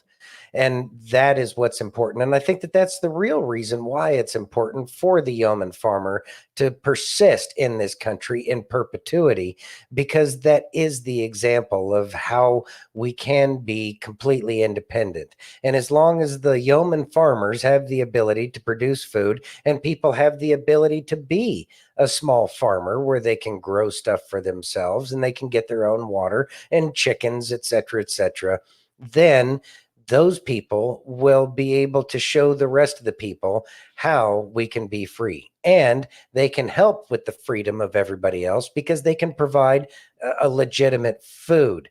But we've had so many problems with the government getting in the way and creating a scenario where large international conglomerates can change our food. They can put the worst chemicals on it that you can't get off of there. Thanks, Bill Gates, with your appeal crap. These are the things that we need to protect ourselves from. And as long as we have yeoman farmers here in this country, then we will have an example with which we can follow and try to get ourselves back on track. We've gotten far off track, and I have a feeling a lot of people are going to be exiting out of the cities, just like in the roaring 20s when everybody decided to leave the farm because there was no electricity, because there were no phones or any of that other stuff. Now that the internet, fiber even, is finding its way out to the farthest reaches of some of the most rural parts of this country, people will have that communication. That means they already have the electricity, which means that it makes it convenient for people to go back out into small farming communities, small towns all over this country of 20, 10, 5,000 people, whatever the case is, because that's what most of this country is, are small towns. I think the average town size is like 5,100 and something. And that includes all of the major cities that we have. They're still only able to bring it up that much, but it's that small community, and small communities encourage strong families, and strong families that believe in God and follow God is exactly what will make this country what it has always supposed to have been. Steph says, "Yep, we got it. We got it last year. Fiber, that is." Yeah. Tracy said the S word again. Oh God, Tracy, cut it out. Anyway, You ready? Yep. Listen to this shit. The VA lost a lawsuit and is now being forced to help over 3,000 homeless veterans in Los Angeles. Gonna slap a trigger warning on this one, and you'll understand why by the time you get to the end of the video. The suit was brought by a group of veterans who argued that the VA wasn't doing enough with their sprawling 388-acre campus in West LA to help homeless veterans. The parcel of land was gifted to the government in 1888 to be a home for disabled troops and sits next to UCLA and the affluent Brentwood neighborhood, but only houses a couple hundred veterans. Plaintiffs argued that the VA could do more with the land to help homeless veterans, and the VA disagreed. Currently, instead of housing homeless veterans, they lease 10 acres to UCLA for a baseball field, 22 acres to the Brentwood School, where tuition runs north of $50,000 for grades 6 through 12, and then another parcel of land is leased to an energy company to drill for oil. A 2016 act of Congress declared that leases to private entities could only go through if they provided services to veterans and their families. Not really sure how a fucking UCLA baseball field or athletic facilities for rich kids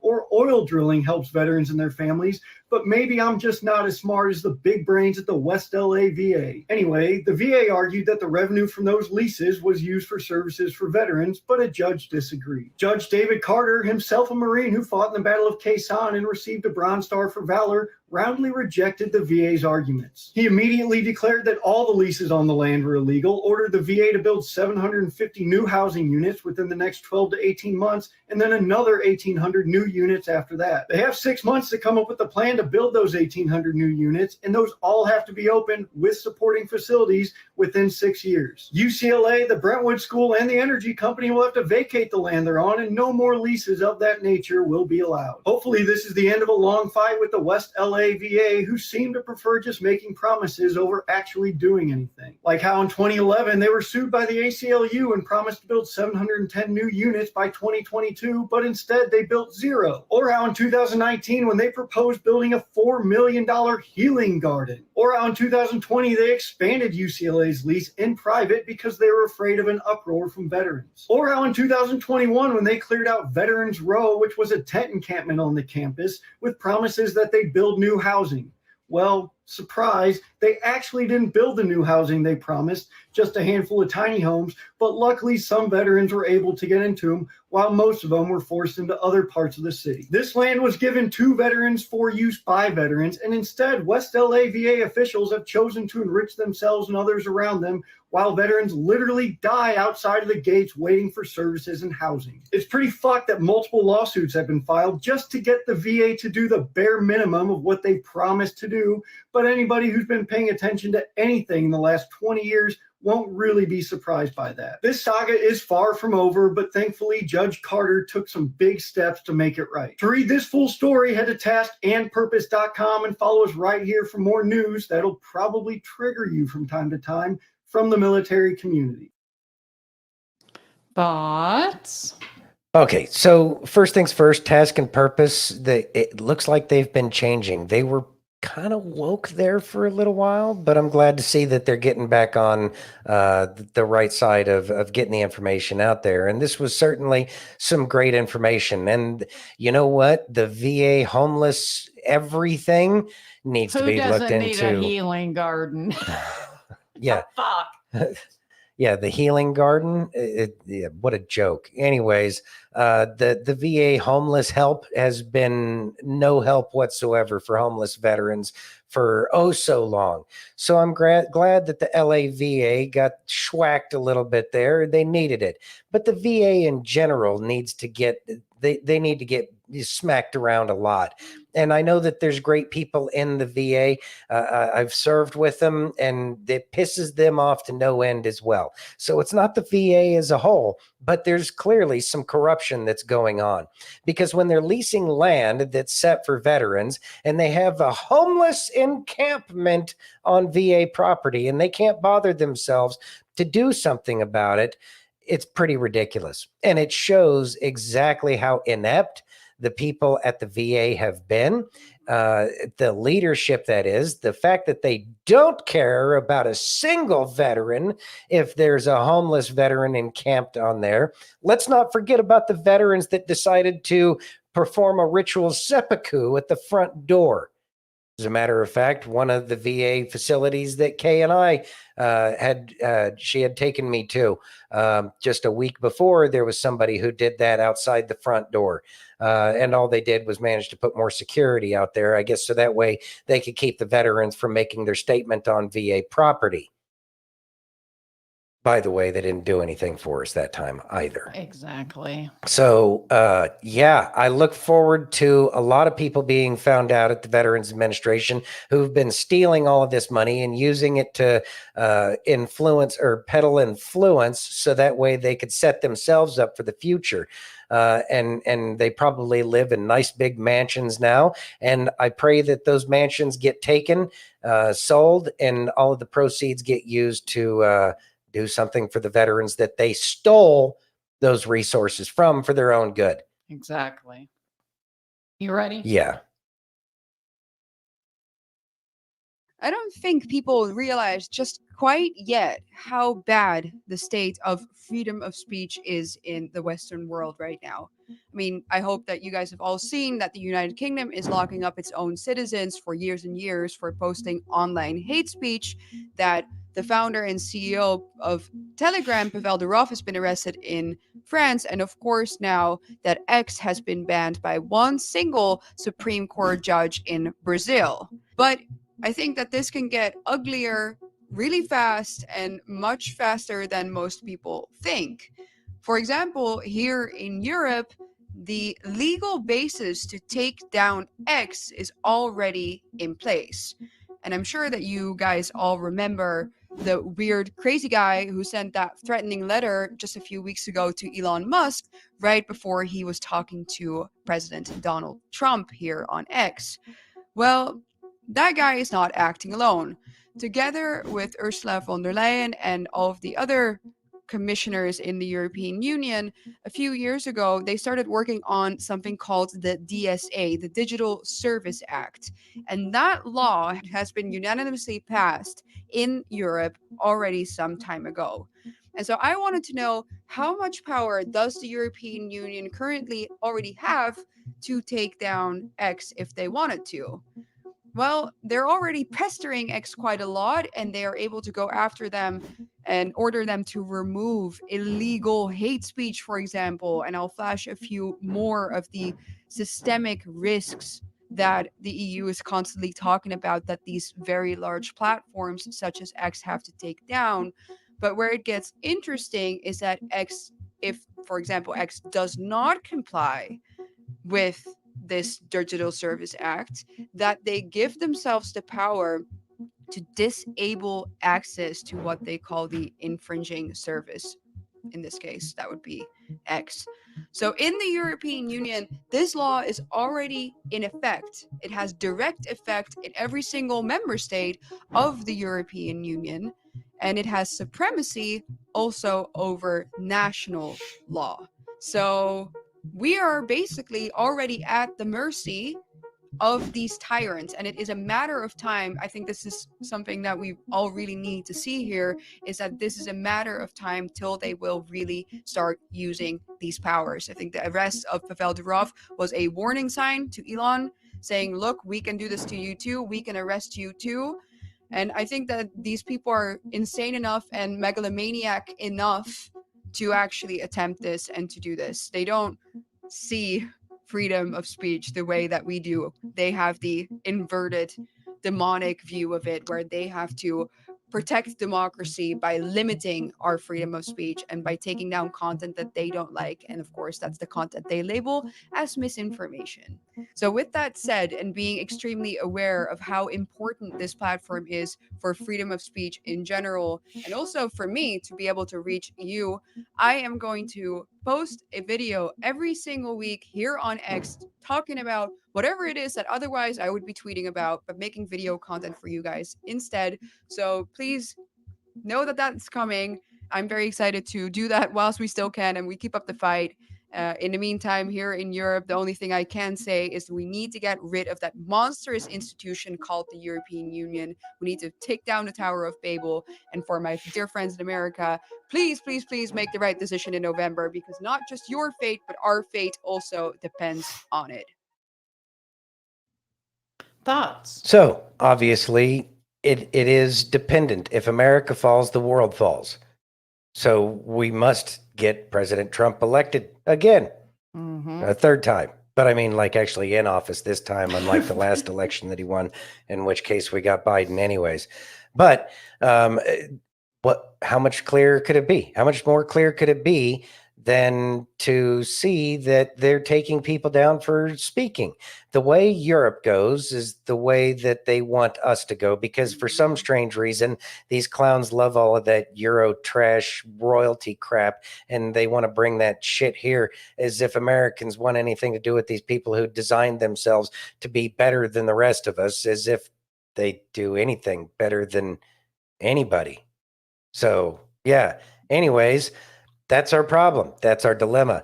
But it has global consequences. And it shows because Twitter, X, is a gigantic platform that had no problems. And that's where they were doing their insurrections, like the Intifada out there in Egypt when Obama was president. That was completely done through Twitter and such. Now, the fact that they're going to try to take out Elon or take him down, not a surprise. I think Elon's probably a little bit smarter than, well, just about everybody that they have over there in Europe. So I don't think that they'll actually get Elon. But I also have a feeling that that's one of the reasons why Elon did his little Skynet thing, or whatever it's called. Starlink. Because they really have a hard, they can't stop that. Right. Without taking down the satellites, in which case then that could cause an international incident. Right. And so Elon knows how to play the game. And I think that this is to help the people in these countries to recognize the gifts that they do have. Sadly, countries like Brazil, where they've already taken X down, and then in Europe, obviously, they don't want the truth to get out. They're going to try to do it anywhere and everywhere that they can get success.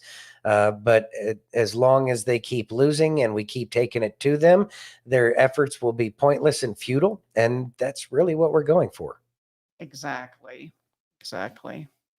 You ready? Yeah. I have a video from Christian. Okay. Let's go. It's really hard to turn it back around unless they used to be like the police force. They'd write the truth. But they're no longer the police force. They're the police force for opposite. They're a police force for bad. They're bad people, and they're very dishonest. And a lot of people don't understand when you're a politician like these people, like me, like others, and you happen to be a Republican or somewhat conservative, they write just the opposite of what the facts are. And if you're driving a cab, if you're an accountant, if you're a lawyer, if you're something, other than that, you don't know the details. When we know the facts and then the story gets written the exact opposite of what it is, you start to lose faith in the press, I will tell you. But I will sign an executive order banning any federal employee from colluding to limit speech, and we will fire every federal bureaucrat who is engaged in domestic censorship under the Harris regime. Thoughts? So, I think that it should be more than firing those bureaucrats. I think that those bureaucrats should be charged with a crime against the people, denying people as a government official of our First Amendment rights to free speech and encouraging Megacorp to be the arm of them. And that collusion between big business and big government is a real problem. And it's just individuals, but I know Trump's going to go after them. And I really do hope that it's more than just merely getting fired, because they deserve more than being fired, because people not only lost their livelihoods, but people did lose their lives because of their censorship. People have lost. There was just another 21-year-old today that succumbed to the jibber jabber because the truth was suppressed. So I have no sympathy for these tyrants that have been in there silencing people. I have no care or concern for their future or their well-being. And I know that's probably not a very Christian way to think about things, but in the end, things must be done. And an example probably should be made, especially after they legitimately usurped the legitimate power and president of the United States, the truly elected president of the United States, so they could press their agenda. I don't believe that those people have any rights as a citizen would be granted because they gave up their rights to be a citizen when they silenced other citizens by abusing their federal powers. Yep. And I think that that's how most Americans feel about it. And I hope that it's a lot more than firing, because it caused a lot more problem than being allowed to just lounge around on your couch after all the money that you collected by stealing from homeless veterans. So that way you could be the one that was right because you didn't want to listen to the truth. Yep. Yeah. Say it louder for the people. Yeah, I think I said it loud enough. And I think that I hope that it's a lot more than just getting fired. Yeah. Well, you see what Aaron says. Aaron says, traitors deserve trials for treason and worldwide genocide. Nothing less. I lost so many I loved in the last 4 years and became so isolated. There. And that's just one story. Yep. But there's many, many more stories than that. And that is why it needs to be more than you just lose a job and then you get to go live your life as if you did nothing. I know. You know, you need to do something to repay your debt to society. Yep. After all, I mean, the J6ers were just trying to, show up, but then it would turned out to be some kind of fabricated something or other. Again, more treason. Yep. You can never speak loud enough against Mass unaliving. the mass unaliving. Thank you. Are you ready? Yep. Ladies, you have showed up and showed off. I put a video out, says, ladies, your opinion matters, and you have responded exponentially. You have maxed out their characters, just about every one of you, in responding in the comments. And if you don't see my, little like beside it, I haven't read it yet, but I will. I'm going to get to every one of them. I do read all the comments. I'm probably 500 or 600 behind right now. But what I wanted to do is talk about a common theme that I see among the comments. And I'm going to pluck out, probably 5 or 6 and make 5 or 6 videos based on those themes that I see. And number one is leadership. This is so important. You ladies are craving leadership. Men, the ladies need leadership. Now, this is not a physical leadership only. This is a spiritual leadership. And what does that look like? That looks like a prayer life with your spouse, a prayer life with your children. When you pray over your wife and you pray over your children, you are creating a spiritual hedge around them, especially when you pray over circumstances about tomorrow or in the future and they see an outcome that favors them.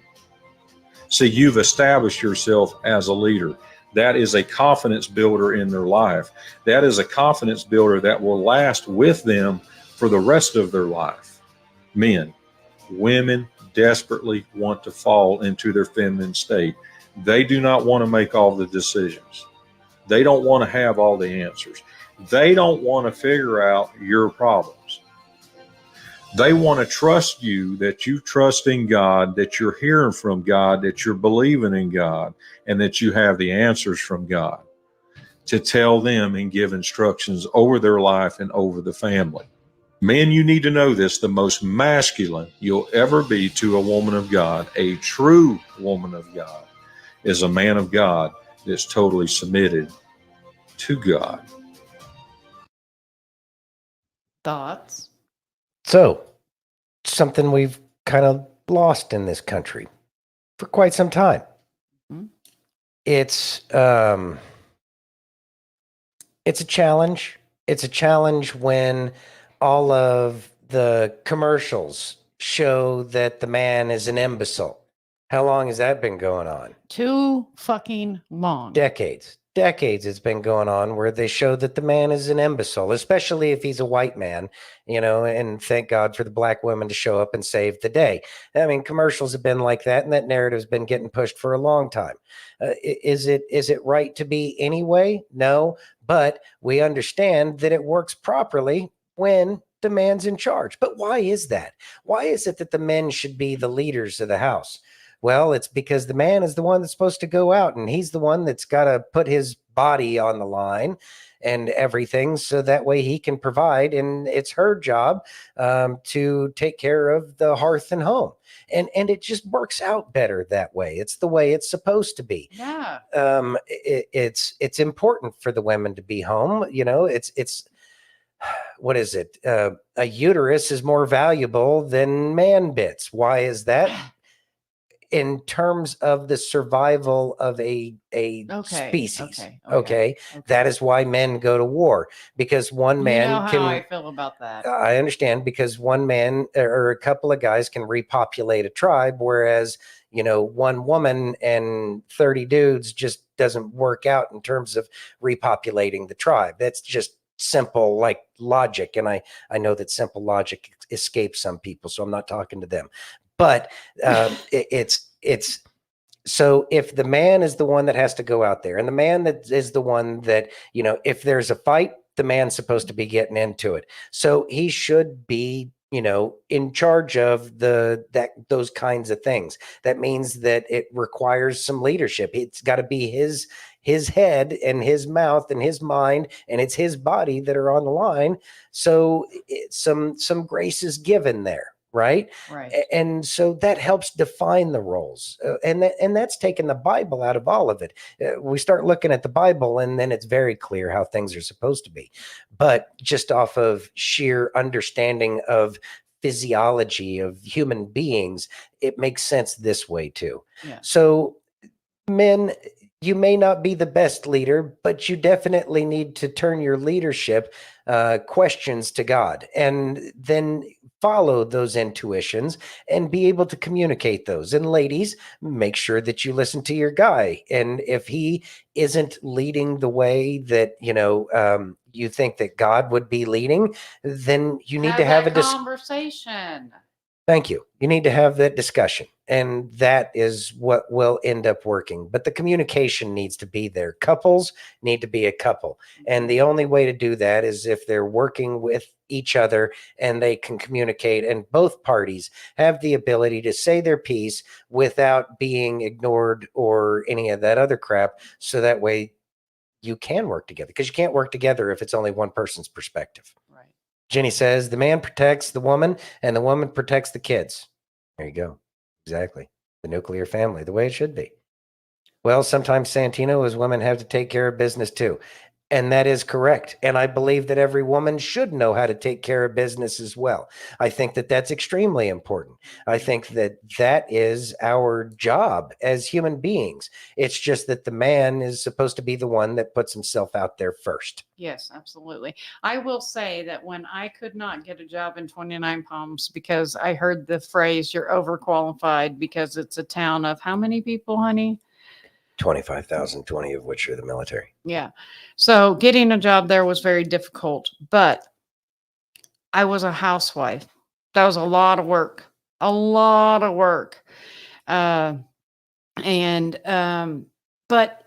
our family worked right. Worked a lot better then. Yeah. In a lot of ways. A lot of ways. So, you ready? Mm-hmm. I got another video from Christian. Okay. Let's go. Open your eyes. The Rothschild family is worth an estimated $1 billion. Oh, it's got to be a lot more than that.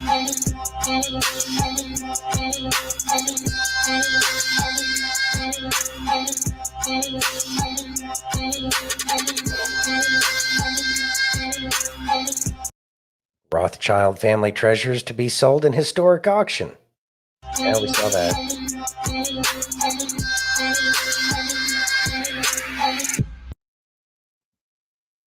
What do you think?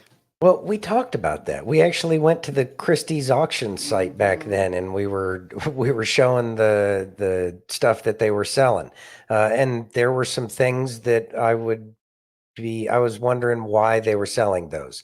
Have they sold everything off? No, but why would the Rothschilds have to sell anything off at all? And that's where the real curiosity was. And that was the thing that we were talking about back then, if I'm not mistaken, is why would they sell anything off? They're the kind of people that would just throw it in the trash or have it recycled if it had some kind of recycling value, like a Fabergé egg. Oh, you just get us the gold and, the melt value of it. And it would mean absolutely nothing to them. And it wouldn't surprise me if they hadn't done that in the past anyways. But could it be the power transfer from the old guard? The wealth transfer, I do believe that a wealth transfer is going to occur. I don't know how much of their wealth is going to be transferred. Obviously, they still seem to have quite a bit of sway out there in Europe. That's why they're trying to, deal with Elon Musk, and anybody that goes over to Europe over there, probably not a good time to go over there. If you're a truth-seeking and loving American, yeah, probably don't want to be over there right now, but that's just a guess for me. I'm going to say that that will happen after America gets fixed. Yeah. Just as much as if America falls, the world falls after America falls, because America has to fall first. But if America is restored, then the world can be restored. And I think that that's how it's going to work. Now, with that being said, Israel is being saved for last. So that kind of points us in a different direction as to what the primary real issue is and what the source of the problems is. Go reference our honeypot discussion a little bit earlier in this episode about Epstein Island and the ties that are there and who Bill Clinton was beholden to.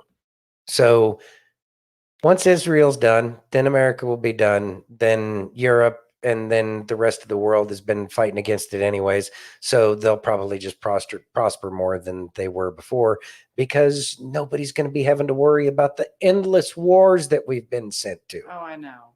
With the BS pullout that they did out of Afghanistan, the fact that the job was never really done in Iraq, it was never done right.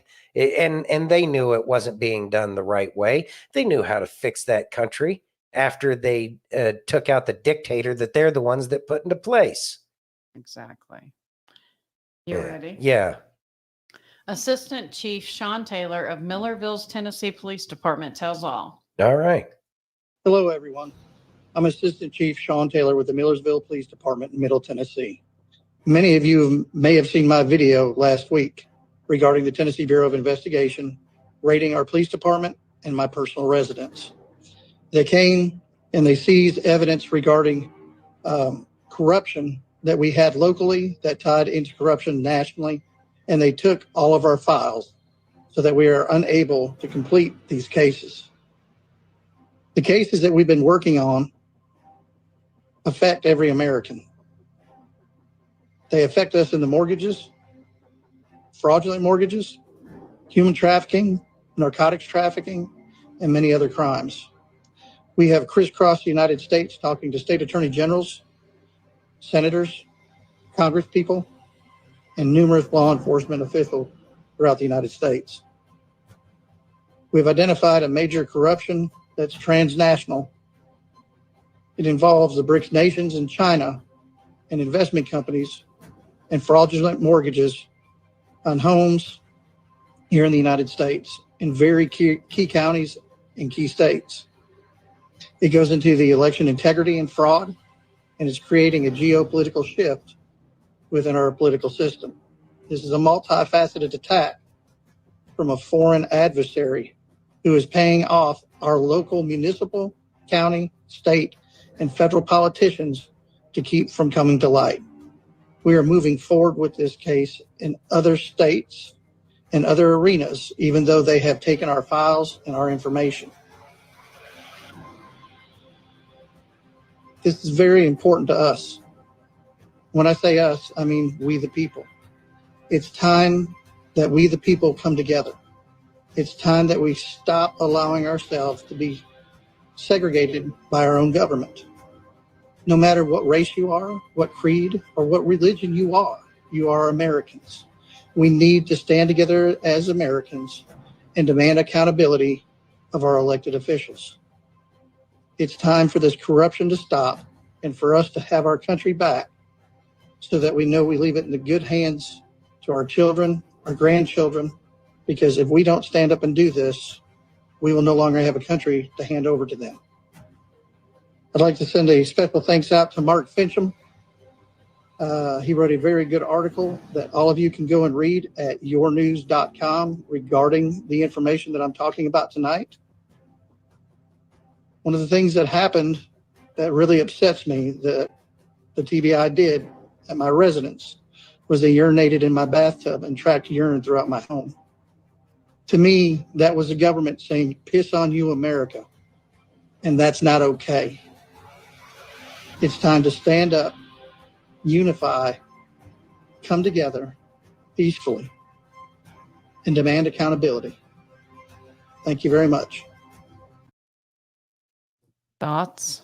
They pissed in that man's bathtub and disgusting. poured it all over the house. These are the things that it's personal. It can only be personal. The fact that he's finding corruption all over the place, and he says it's a multinational, so international kind of ring that they're investigating. I have a feeling that they probably have the information stored somewhere else, but it's not a surprise that they're going to try to steal the information because what does a sheriff in one county doesn't have authority in any other county. Right. And he made it sound like they're in other states. So they certainly don't have any authority in any other state, which tells me that the information is going to be spread all over the place and that the information that they got probably wasn't going to be enough to stop anything from happening. Clearly, he seems resolved to continue to try to find the truth, and we need to support sheriffs and deputy sheriffs, whoever is trying to root out the corruption around this country, especially if it's international, which means that it's a foreign adversary's attempt to take over our nation. Now, what I found interesting is he tied it to BRICS nations and China. Now, China, we understand, and we know that the left keeps on talking about Russia, so that would be Brazil, Russia, India, and China. So that's two of the major ones. He didn't say Russia specifically, but I have a tendency to believe that it's BRICS that's involved with this. And they're trying to, as the dollar is about to collapse, they're going to try to take control of the narrative. And whoever is able to get the narrative out after the dollar collapses are going to be the ones that are going to be most likely that we're going to end up getting in terms of the currency that we end up using. I know that I don't want a BRICS currency. That's great for them. Can we work with them? Yes, but I think that we need an American dollar and it needs to be backed by gold. And I think that that's what the real goal is to get us back on the gold standard, to get us on a precious metal standard, as opposed to this, well, it's worth this much because we said so, because we're so smart and we went to Because we're so smart. we went to economic school and it's too complicated for us to explain it to your simple mind kind of crap. I'd rather just have it be simple for my simple mind, and all you brilliant people can go be brilliant somewhere else with all your brilliance, because I'm sick of your brilliance. So I believe that that's what's lying underneath what he's going after. And then if you think about it, the powers that be understand that whatever's created next, if it's a BRICS play, if it's some kind of a money play, it's going to be the most important thing that's fought after moving forward in the future, because the Treasury is supposed to be ran by Congress, and it hasn't been for some time. And I believe that the goal is to get it back to the way it was. And Tennessee is a great, beautiful state. Yes. Andrew Jackson was from Tennessee, and he got rid of the Fed once before. Hope that President Trump is able to do the same. Exactly. BRICS is backed by gold. It is sound money. I understand that BRICS is backed by gold. Whose gold do they have?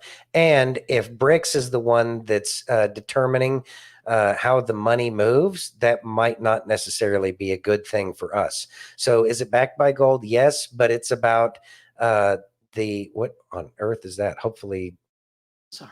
Okay. The presidential debate starting. Oh, okay. So the debate will be starting here shortly. Yeah. Anyways, I'm trying to think of it, how the money moves through the system.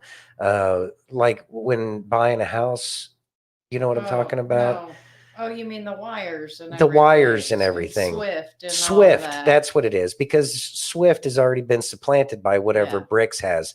And that's going to determine, it's those kinds of systems that are going to be put into place that is what's probably going to be fought over. And it may not seem like much, but that's where the rubber meets the road when it comes to currency trading. You see what So Chachi I think said? that might have a lot to do with it. Chachi says, I think they shot up this house when he first started investigating also.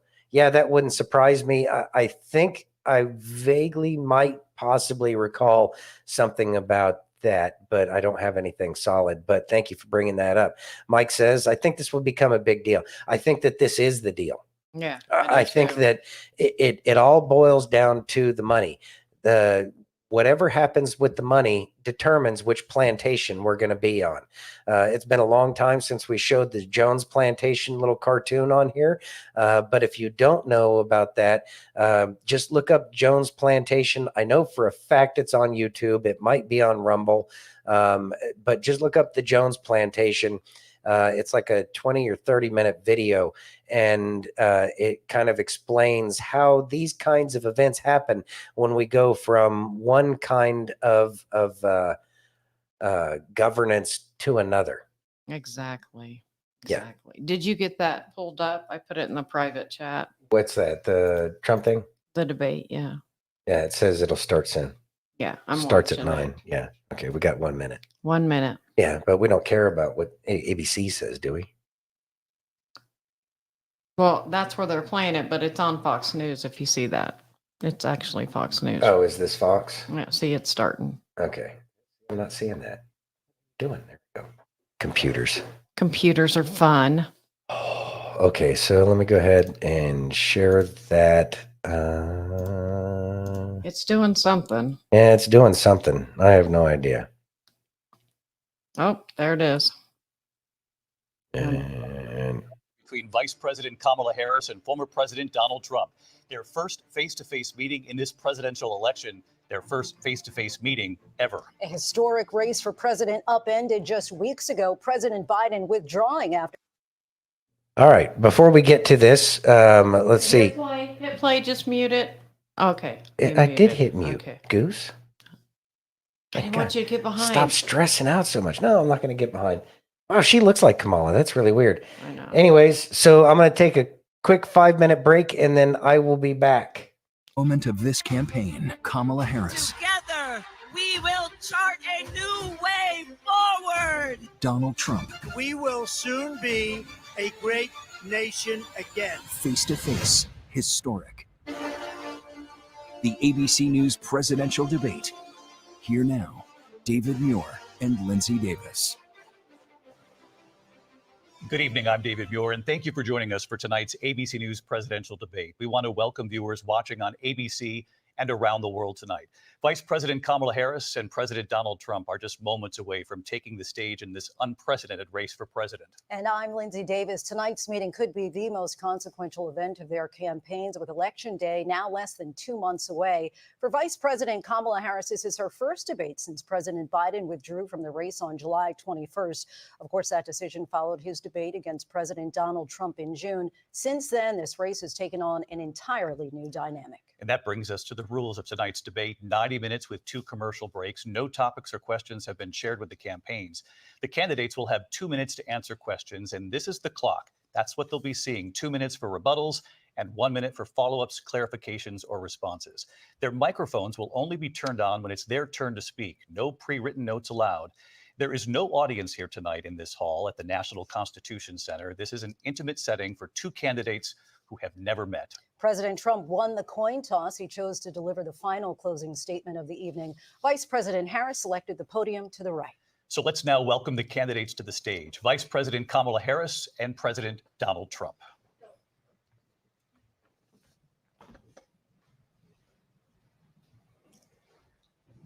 Kamala Harris. Let's have a good debate. See, have fun. Thank you. Welcome to you both. It's wonderful to have you. It's an honor to have you both here tonight. Good evening. We are looking forward to a spirited and thoughtful debate. So let's get started. I want to begin tonight with the issue that voters repeatedly say is their number one issue, and that is the economy and the cost of living in this country. Vice President Harris, you and President Trump were elected 4 years ago, and your opponent on the stage here tonight often asks his supporters, are you better off than you were 4 years ago? When it comes to the economy, do you believe Americans are better off than they were 4 years ago? So I was raised as a middle-class kid, and I am actually the only person on this stage who has a plan that is about lifting up the middle class and working people of America. I believe in the ambition, the aspirations, the dreams of the American people. And that is why I imagine and have actually a plan to build what I call an opportunity economy. Because here's the thing. We know that we have a shortage of homes and housing, and the cost of housing is too expensive for far too many people. We know that young families need support to raise their children, and I intend on extending a tax cut for those families of $6,000, which is the largest child tax credit that we have given in a long time, so that those young families can afford to buy a crib, buy a car seat, buy clothes for their children. My passion, one of them, is small businesses. My mother raised my sister and me, but there was a woman who helped raise us. We call her our second mother. She was a small business owner. I love our small businesses. My plan is to give a $50,000 tax deduction to start up small businesses, knowing they are part of the backbone of America's economy. My opponent, on the other hand, his plan is to do what he has done before, which is to provide a tax cut for billionaires and big corporations, which will result in $5 trillion to America's deficit. My opponent has a plan that I call the Trump's sales tax, which would be a 20% tax on everyday goods that you rely on to get through the month. Economists have said that Trump sales tax would actually result for middle-class families in about $4,000 more a year because of his policies and his ideas about what should be the backs of middle-class people paying for tax cuts for billionaires. President Trump, I'll give you 2 minutes. First of all, I have no sales tax. That's an incorrect statement. She knows that. We're doing tariffs on other countries. Other countries are going to finally, after 75 years, pay us back for all that we've done for the world. And the tariff will be substantial in some cases. I took in billions and billions of dollars, as you know, from China. In fact, they never took the tariff off because it was so much money they can't. It would totally destroy everything that they've set out to do. They're taking in billions of dollars from China and other places. They've left the tariffs on. When I had it, I had tariffs, and yet I had no inflation. Look, we've had a terrible economy because inflation which is really known as a country buster. It breaks up countries. We have inflation like very few people have ever seen before, probably the worst in our nation's history. We were at 21%, but that's being generous because many things are 50, 60, 70, and 80% higher than they were just a few years ago. This has been a disaster for people, for the middle class, but for every class. On top of that, we have millions of people pouring into our country from prisons and jails, from mental institutions and insane asylums, and they're coming in and they're taking jobs that are occupied right now by African Americans and Hispanics, and also unions. Unions are going to be affected very soon. And you see what's happening. You see what's happening with towns throughout the United States. You look at Springfield, Ohio. You look at Aurora in Colorado. They are taking over the towns. They're taking over buildings. They're going in violently. These are the people that Xi and Biden led into our country, and they're destroying our country. They're dangerous. They're at the highest level of criminality, and we have to get them out. We have to get them out fast. I created one of the greatest economies in the history of our country. I'll do it again and even better. We are going to get to immigration and border security during this debate, but I would like to let Vice President Harris respond on the economy here. Well, I would love to. Let's talk about what Donald Trump left us. Donald Trump left us the worst unemployment since the Great Depression. Donald Trump left us the worst public health epidemic in a century. Donald Trump left us the worst attack on our democracy since the Civil War. And what we have done is clean up Donald Trump's mess What we have done and what I intend to do is build on what we know are the aspirations and the hopes of the American people. But I'm going to tell you all in this debate tonight, you're going to hear from the same old tired playbook, a bunch of lies, grievances, and name calling. What you're going to hear tonight is a detailed and dangerous plan called Project 2025 that the former president intends on implementing if he were elected again. I believe very strongly that the American people want a president who understands the importance of bringing us together, knowing we have so much more in common than what separates us. And I pledge to you to be a president for all Americans. President Trump will give you a minute here to respond. Number one, I have nothing to do, as you know, and as she knows better than anyone, I have nothing to do with Project 2025.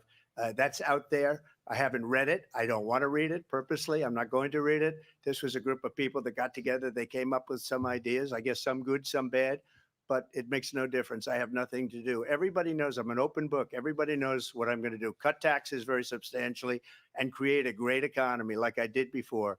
We had the greatest economy. We got hit with a pandemic. And the pandemic was not since 1917, where 100 million people died, has there been anything like it. We did a phenomenal job with the pandemic. We handed them over a country where the economy and where the stock market was higher than it was before the pandemic came in. Nobody's ever seen anything like it. We made ventilators for the entire world. We got gowns, we got masks, we did things that nobody thought possible. And people give me credit for rebuilding the military. They give me credit for a lot of things, but not enough credit for the great job we did with the pandemic. But the only jobs they got were bounce back jobs. These were jobs bounce back, and it bounced back and it went to their benefit. But I was the one that created them. They know it, and so does everybody else. Vice President Harris, I'll let you respond. So Donald Trump has no plan for you. And when you look at his economic plan, it's all about tax breaks for the richest people. I am offering what I describe as an opportunity economy, and the best economists in our country, if not the world, have reviewed our relative plans for the future of America. What Goldman Sachs has said is that Donald Trump's plan would make the economy worse. Mine would strengthen the economy.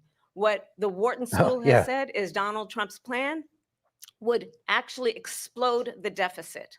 16 Nobel laureates have described his economic plan as something that would increase inflation and by the middle of next year would invite a recession. You just have to look at where we are and where we stand on the issues. And I'd invite you to know that Donald Trump actually has no plan for you because he is more interested in defending himself than he is in looking out for you. It's just a soundbite. They gave her that to say.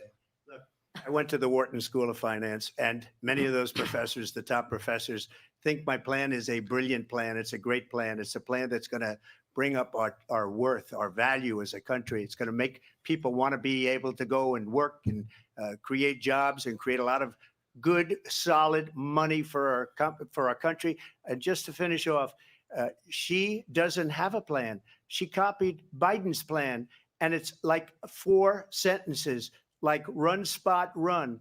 4 sentences that are just, oh, we'll try and lower taxes. She doesn't have a plan. Take a look at her plan. She doesn't have a plan. Mr. President, I do want to drill down on something you both brought up.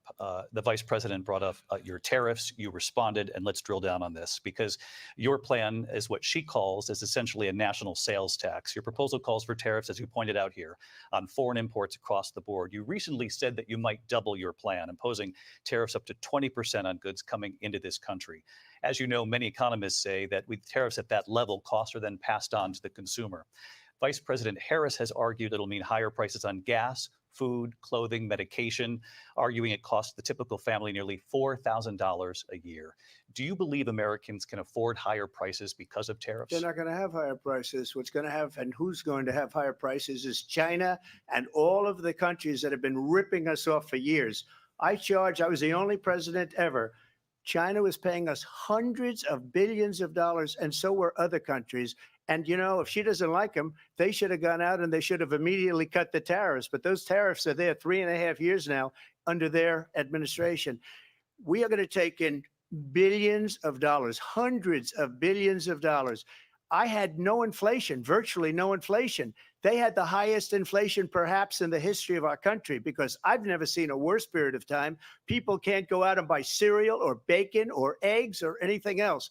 The people of our country are absolutely dying with what they've done. They've destroyed the economy. And all you have to do is look at a poll. The polls say 80 and 85 Why does and she even have stink 90% face? that the Trump economy was great, that their economy was terrible. Vice President Harris, I do want to ask for your response. And you heard what the president said there, because the Biden administration did keep a number of the Trump tariffs in place. So how do you respond? Well, let's be clear that the Trump administration resulted in a trade deficit, one of the highest we've ever seen in the history of America.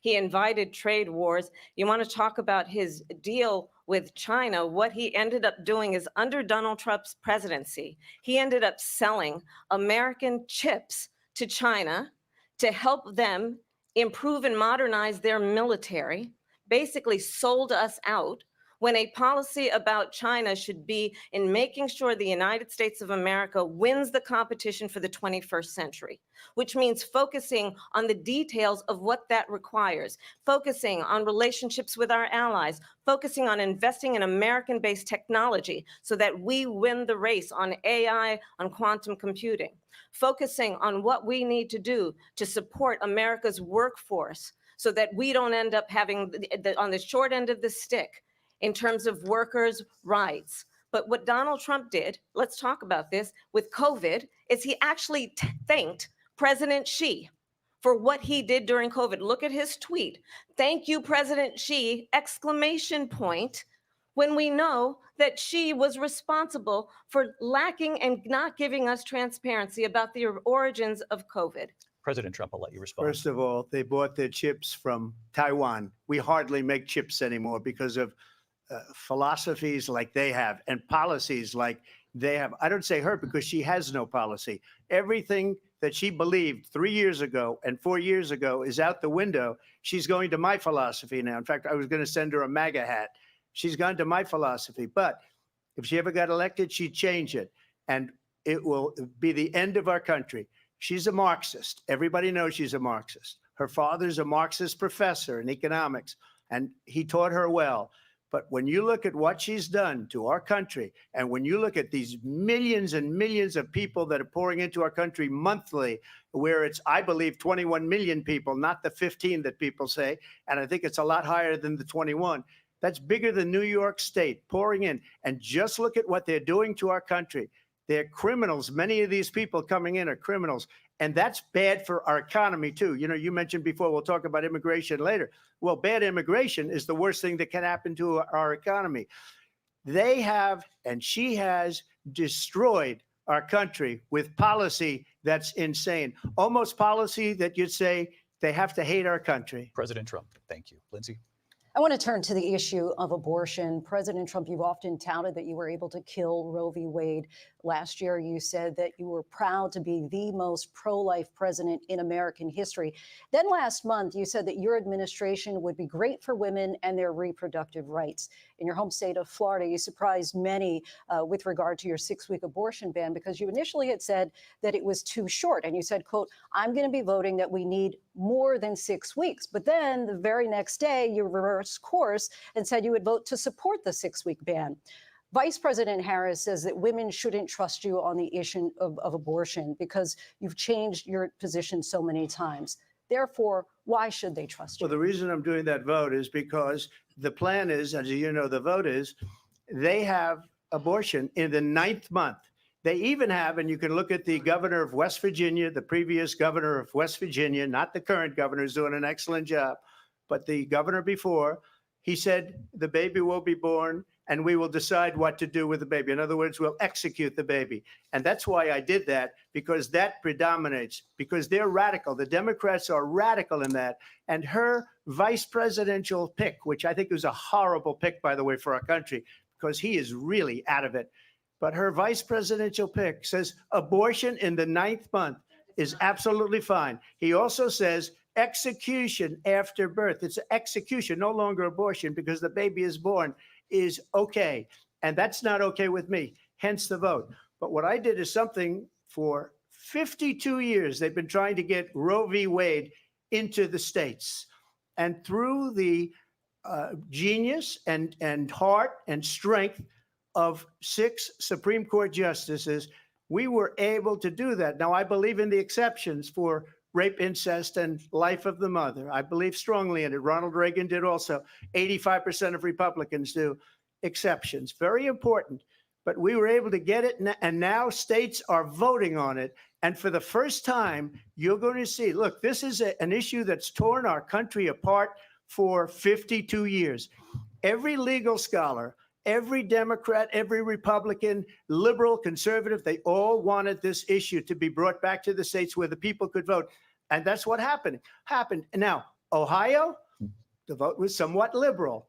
Kansas, the vote was somewhat liberal, much more liberal than people would have thought. But each individual state is voting. It's the vote of the people now. It's not tied up in the federal government. I did a great service in doing it. It took courage to do it. And the Supreme Court had great courage in doing it. And I give tremendous credit to those 6 justices. There is no state in this country where it is legal to kill a baby after it's born. Madam Vice President, I want to get your response to President Trump. Well, as I said, you're going to hear a bunch of lies, and that's not actually a surprising fact. Let's understand how we got here. Donald Trump hand-selected 3 members of the United States Supreme Court with the intention that they would undo the protections of Roe v. Wade. And they did exactly as he intended. And now in over 20 states, there are Trump abortion bans, which make it criminal for a doctor or nurse to provide health care. In one state, it provides prison for life. Trump abortion bans that make no exception even for rape and incest, which understand what that means. I'm A losing survivor some. of a It's in and crime out. of Working on violation it. to their body does not have the right to make a decision about what happens to their body. That is immoral. And one does not have to abandon their faith or deeply held beliefs to agree. The government, and Donald Trump certainly, should not be telling a woman what to do with her body. I have talked with women around our country. You want to talk about this is what people wanted? Pregnant women who want to carry a pregnancy to term, suffering from a miscarriage, being denied care in an emergency room because the healthcare providers are afraid they might go to jail, and she's bleeding out in a car in the parking lot. She didn't want that. Her husband didn't want that. A 12 or 13-year-old survivor of incest being forced to carry a pregnancy to term. They don't want that. He just And I said pledge opposite. to you, when Congress passes a bill to put back in place the protections of Roe v. Wade, as President of the United States, I will proudly sign it into law. But understand, if Donald Trump were to be reelected, he will sign a national abortion ban. Understand, in his Project 2025, there would be a national abortion, a monitor that would be monitoring your pregnancies, your miscarriages. I think the American people believe that certain freedoms, in particular the freedom to make decisions about one's own body, should not be made by the government. Thank you, Vice President Harris. Well, there she goes again. It's a lie. I'm not signing a ban, and there's no reason to sign a ban because we've gotten what everybody wanted. Democrats, Republicans, and everybody else, and every legal scholar wanted it to be brought back into the states, and the states are voting. And it may take a little time, but for 52 years, this issue has torn our country apart, and they've wanted it back in the states. And I did something that nobody thought was possible. The states are now voting. What she says is an absolute lie. And as far as the abortion ban, no, I'm not in favor of abortion ban, but it doesn't matter because this issue has now been taken over by the states. Would you veto a national abortion ban if it Well, came I to your won't desk? have to because, again, 2 things. Number one, she said she'll go back to Congress. She'll never get the vote. It's impossible for her to get the vote, especially now with the 50-50, and essentially 50-50 in both Senate and the House. She's not going to get the vote. She can't get the vote. She won't even come close to it. So it's just talk. You know what it reminds me of? When they said they're going to get student loans terminated, and it ended up being a total catastrophe. The student loans, and then I think probably her boss, if you call him a boss, he spends all his time on the beach. But look, her boss went out and said, we'll do it again. We'll do it a different way. And he went out, got rejected again by the Supreme Court. So all these students got taunted with this whole thing about this whole idea and how unfair that would have been. Part of the reason they lost to the millions and millions of people that had to pay off their student loans. They didn't get it for free, but they were saying it's the same way that they talked about that they talk about abortion. But if I could just get a yes or no, because your running mate, J.D. Vance, has said that you would veto it if it did come to your desk. Well, I didn't discuss it with J.D. In all fairness, J.D. And I don't mind if he has a certain view, but I think he was speaking for me, but I really didn't. Look, we don't have to discuss it because she'd never be able to get it, just like she couldn't get student loans. They couldn't get student loans. They didn't even come close to getting student loans. They taunted young people and a lot of other people that had loans. They can never get this approved. So it doesn't matter what she says about going to Congress. Well, wonderful. Let's go to Congress, do it. But the fact is that for years, they wanted to get it out of Congress and out of the federal government. And we did something that everybody said couldn't be done. And now you have a vote of the people on abortion. Vice President Harris, want to give you your time to respond, but I do want to ask, would you support any restrictions on a woman's right to an abortion? I absolutely support reinstating the protections of Roe v. Wade. And as you rightly mentioned, nowhere in America is a woman carrying a pregnancy to term and asking for an abortion. That is not happening. It's insulting to the women of America. And understand what has been happening under Donald Trump's abortion bans. Couples who pray and dream of having a family are being denied IVF treatments. What is happening in our country? Working people, working women who are working 1 or 2 jobs, who can barely afford childcare as it is, have to travel to another state to get on a plane sitting next to strangers to go and get the health care she needs. Barely can afford to do it, and what you are putting her through is unconscionable. And the people of America have not, the majority of Americans believe in a woman's right to make decisions about her own body. And that is why in every state where this issue has been on the ballot, in red and blue states both, the people of America have voted for freedom. Vice President Harris, Excuse me, I thank have you. to respond. Another lie. It's another lie. I have been a leader on IVF, which is fertilization. The IVF, I have been a leader. In fact, when they got a very negative decision on IVF from the Alabama courts, I saw the people of Alabama and the legislature 2 days later voted it in. I've been a leader on it. They know that, and everybody else knows it. I have been a leader on fertilization, IVF. And the other thing, you should ask, will she allow abortion in the 8th month, 9th month, 7th month? Come on. Okay, would you do that? Oh, answer the question, Heifer. Why don't you ask her that question? Why don't you That's answer the problem. question? Would you Because veto? under Roe v. Answer Wade, the question, would you veto? you could do abortions in the 7th month, the 8th month, the 9th That's month, not true. and probably after birth. Just look at the governor, former governor of Virginia. The governor of Virginia said, we put the baby aside and then we determine what we want to do with the baby. President Trump, thank you. We're going to turn now to immigration and border security. We know it's an issue that's important to Republicans, Democrats, voters across the board in this country. Vice President Harris, you were tasked by President Biden with getting to the root causes of migration from Central America. We know that illegal border crossings reached a record high in the Biden administration. This past June, President Biden imposed tough new asylum restrictions. We know the numbers since then have dropped significantly. But my question to you tonight is, why did the administration wait until 6 months before the election to act? And would you have done anything differently from President Biden on this? So I'm the only person on this stage who has prosecuted transnational criminal organizations for the trafficking of guns, drugs, and human beings. And let me say that the United States Congress, including some of the most conservative members of the United States Senate, came up with a border security bill which I supported. And that bill would have put 1,500 more border agents on the border to help those folks who are working there right now overtime, trying to do their job. It would have allowed us to stem the flow of fentanyl coming into the United States. I know there are so many families watching tonight who have been personally affected by the surge of fentanyl in our country. That bill would have put more resources to allow us to prosecute transnational criminal organizations for trafficking in guns, drugs, and human beings. But you know what happened to that bill? Donald Trump got on the phone, called up some folks in Congress and said, kill the bill. And you know why? Because he'd prefer to run on a problem instead of fixing a problem. And understand, this comes at a time where the people of our country actually need a leader who engages in solutions, who actually addresses we do. the problems at hand.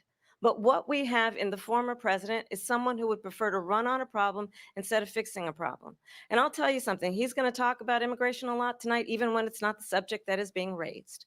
And I'm going to actually do something really unusual, and I'm going to invite you to attend one of Donald Trump's rallies, because it's a really interesting thing to watch. You will see during the course of his rallies, he talks about fictional characters like Hannibal Lecter. He will talk about windmills cause cancer. And what you will also notice is that people start leaving his rallies early out of exhaustion and boredom. And I will tell you, the one thing you will not hear him talk about is you. You will not hear him talk about your needs, your dreams, and your desires. Have you and I'll seen his tell you, website? I believe you deserve a president who actually puts you first. And I pledge to you that I will. Vice President Harris, thank you. President Trump, on that point, I want to get your response. Well, I would So like to respond. Let me just ask, though, why did you try to kill that bill, and successfully so? That would have put thousands of additional agents and officers on the He was force. going to First, let me respond. respond as to Knucklehead. the Please. rallies. She said people start leaving. People don't go to her rallies. There's no reason to go. And the people that do go, she's bussing them in and paying them to be there, and then showing them in a different light. So she can't talk about that. People don't leave my rallies. We have the biggest rallies, the most incredible rallies in the history of politics. That's because people want to take their country back. Our country is being lost. We're a failing nation. And it happened 3.5 years ago. And what's going on here, you're going to end up in World War III, just to go into another subject. What they have done to our country by allowing these millions and millions of people to come into our country, and look at what's happening to the towns all over the United States. And a lot of towns don't want to talk. It's not going to be Aurora or Springfield. A lot of towns don't want to talk about it because they're so embarrassed by it. In Springfield, they're eating the dogs, the people that came in. They're eating the cats. They're eating. Of course, a the hyena would pets cackle of at the that. people that live there. And this is what's happening in our country. And it's a shame. As far as rallies are concerned, as far as the reason they go is they like what I say. They want to bring our country back. They want to make America great again. It's a very simple phrase, make America great again. She's destroying this country. And if she becomes president, this country doesn't have a chance of success. Not only success, we'll end up being Venezuela on steroids. I just want to clarify here. You bring up Springfield, Ohio, and ABC News did reach out to the city manager there. He told us there have been no credible reports of specific claims of pets being harmed, injured, or abused by individuals within the Says the immigrant news. community. Well, All I've this- seen people on television. Let me just say here, this is The people on television say my dog was taken and used for food. So maybe he said that, and maybe that's a good Yeah. thing to say for a city manager. I'm not taking this from But the television. people are I'm on taking it from television the city saying their manager. dog was eaten by the people that went there. Again, the Springfield city manager says there's no evidence of that. Vice We'll President find Harris, out. I'll let you respond to the rest of what you've heard. You talk about extreme. This is, I think, one of the reasons why in this election, I actually have the endorsement of 200 Republicans who have formerly worked with President Bush, Mitt Romney, and John McCain, including the endorsement of former Vice President Dick Cheney and Congress member Liz Cheney. And if you want to really know the inside track on who the former president is, if he didn't make it clear already, just ask people who have worked with him. His former chief of staff, a 4-star general, has said he has contempt for the Constitution of the United States. His former national security advisor has said he is dangerous and unfit. His former Secretary of Defense has said the nation, the republic, would never survive another Trump term. And when we listen to this kind of rhetoric, when the issues that affect the American people are not being addressed, I think the choice is clear in this election. President Trump, I'll give you a quick minute to respond Yeah. here. Thank you. Because when I hear that, see, I'm a different kind of a person. I fired most of those people. Not so graciously. They did bad things or a bad job. I fired them. They never fired one person. They didn't fire anybody having to do with Afghanistan and the Taliban and the 13 people who's were just killed, viciously and violently killed. And I got to know the parents and the family. They didn't fire. They should have fired all those generals, all those top people, because that was one of the most incompetently handled situations anybody has ever seen. So when somebody does a bad job, I fire him. And you take a guy like Esper, he was no good, I fired him. So he writes a book. Another one writes a book, because with me, they can write books. With nobody else can they? But they have done such a poor job, and they never fire anybody. Look at the economy. Look at the inflation. They didn't fire any of their economists. They have the same people. That's a good way not to have books written about you. But just to finish, I got more votes than any Republican in history by far. Or In Democrat. fact, I got more votes than any sitting president in history by far. Let me continue on immigration. It was what you wanted to talk about earlier, so let's get back to your deportation proposal that the vice president has reacted to as well. President Trump, you call this the largest domestic deportation operation in the history of our country. You say you would use the National Guard. You say if things get out of control, you'd have no problem using the U.S. With local military. police, yes. You also said you would use local police. How would you deport 11 million undocumented immigrants? I know you believe that number is much higher. Take us through this. What does this look like? Will authorities be going door to door in this country? Yeah, it is much higher because of them. They allowed criminals, many millions of criminals. They allowed terrorists. They allowed common street criminals. They allowed people to come in, drug dealers, to come into our country. And they're now in the United States and told by their countries like Venezuela, don't ever come back or we're going to kill you. Do you know that crime in Venezuela and crime in countries all over the world is way down? You know why? Because they've taken their criminals off the street and they've given them to her to put into our country. And this will be one of the greatest mistakes in history for them to allow. And I think they probably did it because they think they're going to get votes, but it's not worth it because they're destroying the fabric of our country by what they've done. There's never been anything done like this at all. They've destroyed the fabric of our country. Millions of people let in, and all over the world, crime is down all over the world except here. Crime here is up and through the roof. Despite their fraudulent statements that they made, crime in this country is through the roof. And we have a new form of crime. It's called migrant crime. And it's happening at levels that nobody thought possible. President Trump, as you know, the FBI says overall violent crime is actually coming down in this country. But They say a lot of shit. They were defrauding statements. They didn't include the worst cities. They didn't include the cities with the worst crime. It was a fraud. Just like their number of 818,000 jobs that they said they created turned out to be a fraud. President Trump, thank you. I'll let you respond, Vice President Harris. Well, I think this is so rich coming from someone who has been prosecuted for national security crimes, economic crimes, election interference, has been found liable for sexual assault, and his next big court Actually, that appearance was is in found to November be at his own bullshit. criminal sentencing. And let's be clear where each person stands on the issue of what is important about respect for the rule of law and respect for law enforcement. The former vice president called for defunding federal law enforcement, 45,000 agents. Get I this, thought y'all liked on defunding the the day after police. he was arraigned on 34 felony counts. So let's talk about what is important in this race. It is important that we move forward, that we turn the page There we go. on Forward. this same old tired rhetoric and address It really is, the Kamala. needs of the American people, address what we need to do about the housing shortage, which I have a plan for, address what we must do to support our Always a small plan, no businesses, action. address bringing down the price of groceries. But frankly, the American people are exhausted with this same old tired playbook. Vice President Harris, thank you. Excuse me. Every one of those cases was started by them against their political opponent. And I'm winning most of them, and I will win the rest on appeal. And you saw that with the decision that came down just recently from the Supreme Court.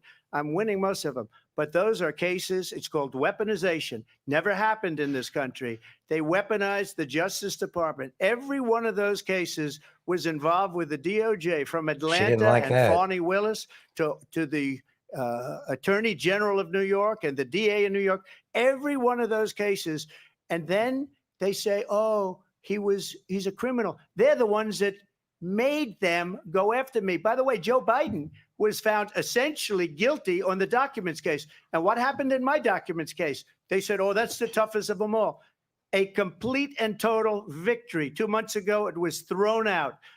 It's weaponization, and they used it, and it's never happened in this country. They used it to try and win an election. They're fake cases. President Trump, thank you. A really quick response here, Vice President Harris, on this notion of weaponization of the Justice Department. Well, let's talk about extreme and understand the context in which this election in 2024 is taking place. The United States Supreme Court recently ruled that the former president would essentially be immune from any misconduct if he were to enter the White House again. Understand, this is someone who has openly said I he don't would think that's what they terminate, said. I'm quoting, terminate the Constitution of the United States, that he would weaponize the Department of Justice against his political enemies. Someone who has openly expressed disdain for members of our military. Understand what it would mean if Donald Trump were back in the White House with no guardrails, because certainly we know now the court won't stop him. We know J.D. Vance is not going to stop him. It's up to the American people Vice to President stop Harris, him. thank you. Lindsay? Vice President Harris, in your last run for president, This is the one that weaponized, not me. She weaponized. I probably took a bullet to the head because of the things that they say about me. They talk about democracy. I'm a threat to democracy. They're the threat to democracy with a President fake Trump, Russia investigation We do have a lot to that get- went nowhere. Vice President Nowhere. Harris, in your last Went run nowhere. for president, you said you wanted to ban fracking. Now you don't. You wanted mandatory government buyback programs for assault weapons. Now your campaign says you don't. You supported decriminalizing border crossings. Now you're taking a harder line. I know you say that your values have not changed. So then why have so many of your policy positions changed? So my values have not changed, and I'm going to discuss every one of the, at least every point that you've made. But in particular, let's talk about fracking because we're here in Pennsylvania. I made that very clear in 2020. I will not ban fracking. I have not banned fracking as Vice President of the United States. And in fact, I was the tie-breaking vote on the Inflation Reduction Act, which opened new leases for fracking. My position is that we have got to invest in diverse sources of energy so we reduce our reliance on foreign oil. We have had the largest increase in domestic oil production in history because of an approach that recognizes that we cannot over-rely on foreign oil. As it relates to my values, let me tell you, I grew up a middle-class kid raised by a hardworking mother who worked and saved and was able to buy our first home when I was a teenager. The values I bring to the importance of home ownership, knowing not everybody got handed $400 million on a silver platter and then filed bankruptcy 6 times, is a value that I bring to my work to say we are going to work with the private sector and home builders to increase 3 million homes, increase by 3 million homes by the end of my first term. My work that is related to having a friend when I was in high school who was sexually assaulted by her stepfather. And my focus then on protecting women and children from violent crime is based on a value that is deeply grounded in the importance of standing up for those who are most vulnerable.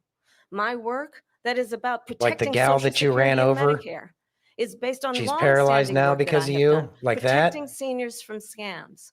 My values have not changed. And what is important is that there is a president who actually brings values and a perspective that is about lifting people up and not beating people down and name calling. The true measure of the leader is the leader who actually understands the strength is not in beating people down, it's in lifting people up. I intend to be that president. President Trump, your Well, first of response? all, I wasn't given $400 million. I wish I was. My father was a Brooklyn builder, Brooklyn, Queens, and a great father, and I learned a lot from him. But I was given a fraction of that, a tiny fraction, and I built it into many, many billions of dollars, many, many billions. And when people see it, they are even surprised. So we don't have to talk about that. Fracking, she's been against it for 12 years. Defund the police, she's been against that forever. She gave all that stuff up very wrongly, very horribly, and everybody's laughing at it, okay? They're all laughing at it. She gave up at least 12 and probably 14 or 15 different policies, like She was big on defund the police. In Minnesota, she went out. Wait a minute. I'm talking now. If you don't mind, please. Does that sound familiar? She went out. She went out to Minnesota and wanted to let criminals that killed people, that burned down Minneapolis, she went out and raised money to get them out of jail. She did things that nobody would Don't ever shake your think head, of. no heifer. Now she wants to do transgender operations on illegal aliens that are in prison. This is a radical left liberal that would do this. She wants to confiscate your guns, and she will never allow fracking in Pennsylvania. If she won the election, fracking in Pennsylvania will end on day one. Just to finish one thing, so important in my opinion. So I got the oil business going like nobody has ever done before. When they took over, they got rid of it, started getting rid of it, and the prices were going up the roof. They immediately let these guys go to where they were.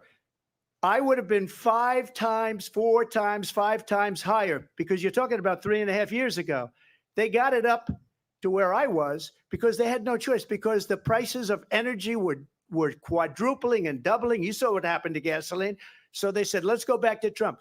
But if she won the election, the day after that election, they'll go back to destroying our country, and oil will be dead. Fossil fuel will be dead. We'll go back to windmills, and we'll go back to solar, where they need a whole desert to get some energy to come out. You ever see a solar plant? By the way, I'm a big fan of solar, but they take 400, President 500 acres of desert President soil. Trump, we have a These lot are of not good issues things that we for the have to get environment, to. as We're she out of time. understands. Thank you. Lindsay, thank you. We have an election in just 56 days. And I want to talk about the peaceful transfer of power, which, of course, we all know is a cornerstone of our democracy, and the role of a president in a moment of crisis. Mr. President, on January 6th, you told your supporters to march to the Capitol. You said you would be right there with them. The country and the world saw what played out at the Capitol that day, the officers coming under attack. Aides in the West Wing say you watched it unfold on television off the Oval Office. You did send out tweets, but it was more than 2 hours before you sent out that video message telling your supporters to go home. Is there anything you regret about what you did on that day? You just said a thing that isn't covered. Peacefully and patriotically, I said during my speech, not later on. Peacefully and patriotically. And nobody on the other side was killed. Ashley Babbitt was shot by an out-of-control police officer that should have never, ever shot her. It's a disgrace. But we didn't do this group of people that have been treated so badly. I ask, what about all the people that are pouring into our country and killing people that she allowed to pour in? She was the border czar. Remember that. She was the border czar. She doesn't want to be called the border czar because she's embarrassed by the border. In fact, she said at the beginning, well, I'm surprised you're not talking about the border yet. That's because she knows what a bad job they've done. What about those people? When are they going to be prosecuted? When are these people from countries all over the world, not just South America? They're coming in from all over the world, David, all over the world. And crime rates are down all over the world because of it. But let me But just when ask are those, David, when are those people going to be prosecuted? When are the people that burned down Minneapolis going to be prosecuted? Or in Seattle? They went into Seattle. They took over a big percentage of the city of Seattle. When are those people going to be prosecuted? But let me just ask You might ask her that question. You were the president. You were watching it unfold on television. It's a very simple question as we move forward toward another election. Is there anything you regret about what you did on that day? Yes or no? I had nothing to do with that other than they asked me to make a speech. I showed up for a speech. I said, I think it's going to be big. I went to Nancy Pelosi and the mayor of Washington, D.C., and the mayor put it back in writing, as you know. I said, this is going to be a very big rally or whatever you want to call it. And again, it wasn't done by me. It was done by others. I said, I'd like to give you 10,000 National Guard or soldiers. They rejected me. Nancy Pelosi rejected me. It was just 2 weeks ago. Her daughter has a tape of her saying she is fully responsible for what happened. They want to get rid of that tape. It would have never happened if Nancy Pelosi and the mayor of Washington did their jobs. I wasn't responsible for security. Nancy Pelosi was responsible. She didn't do her job. The question was about you as president, not about former Speaker Pelosi, but I do want Vice President Harris to respond here. I was at the Capitol on January 6th. I was Here we the go. vice president-elect. I was also an acting senator. Not I was really. there. And on that day, the President of the United States incited a violent mob to attack our nation's capital, to desecrate our nation's capital. On that day, 140 law enforcement officers were injured, and some died. And understand, the former president has been indicted and impeached for exactly that reason. But this is not an isolated situation. But Let's was he remember convicted? Charlottesville, where there was a mob of people carrying tiki torches, spewing anti-Semitic hate. And what did the president then at the time say? There were fine people on each side. Let's remember that when it came to the Proud Boys, a militia, the president said, the former You mean president Fed said, Front? stand back and stand by. So for everyone watching who remembers what January 6th was, I do. I say, we don't have to go back. Let's not go back. We're not going back. Here comes It's the time forward. to turn the page. And if that was a bridge too far for you, well, there is a place in our campaign for you to stand for country, to stand for our democracy, to stand for rule of law. But it's and not a to end the democracy. chaos, and to end the approach that is about attacking the foundations of our democracy because you don't like the outcome. And be clear on that point. Donald Trump, the candidate, has said in this election there will be a bloodbath if this and the outcome of this election is not to his liking. Let's turn the page on this. Let's not go back. Let's chart a You're right. course. Going for the back would be future staying with the and not go Biden-Harris backwards to the regime. past. Let me just follow up here. It was a different term, and it was a term that related to energy because they have destroyed our energy business. That was where bloodbath was. Also, on Charlottesville, that story has been, as you would say, debunked. Laura Ingraham, Sean Hannity, Jesse, all of these people, they covered it. If they go an extra sentence, they will see it was perfect. It was debunked in almost every newspaper, but they still bring it up, just like they bring 2025 up. They bring all of this stuff up. I ask you this, you talk about the Capitol. Why are we allowing these millions of people to come through on the southern border? How come she's not doing anything? And I'll tell you what I would do, and I would be very proud to do it. I would say we would both leave this debate right now. I'd like to see her go down to Washington, D.C. during this debate because we're wasting a lot of time. Go down to, because she's been so bad, it's so ridiculous. Go down to Washington, D.C. and let her sign a bill to close up the border because they have the right to do it. They don't need bills. Let's do it. They have the right to do it. The president of the United States, you'll get him out of bed. You'll wake him up at 4 o'clock in the afternoon. You'll say, come on down to the office. Let's sign a bill. If he signs a bill that the border is closed, all he has to do is say it to the Border Patrol, who are phenomenal. If they do that, the border is closed. Mr. Those President, people are killing many people, unlike J6. We talked immigration here tonight. I do want to focus on this next issue to both of you because it really brings us this into focus, truth in these times that we're living in. Mr. President, for 3.5 years after you lost the 2020 election, you repeatedly falsely claimed that you won, many times saying you won in a landslide. In the past couple of weeks leading up to this debate, you have said, quote, you lost by a whisker, that you, quote, didn't quite make it, that you came up a little bit short. I said that? Are you now acknowledging that you lost in 2020? No, I don't acknowledge that at all. But I you said did that say sarcastically. But You know those- that. It was said, oh, we lost by a whisker. That was said sarcastically.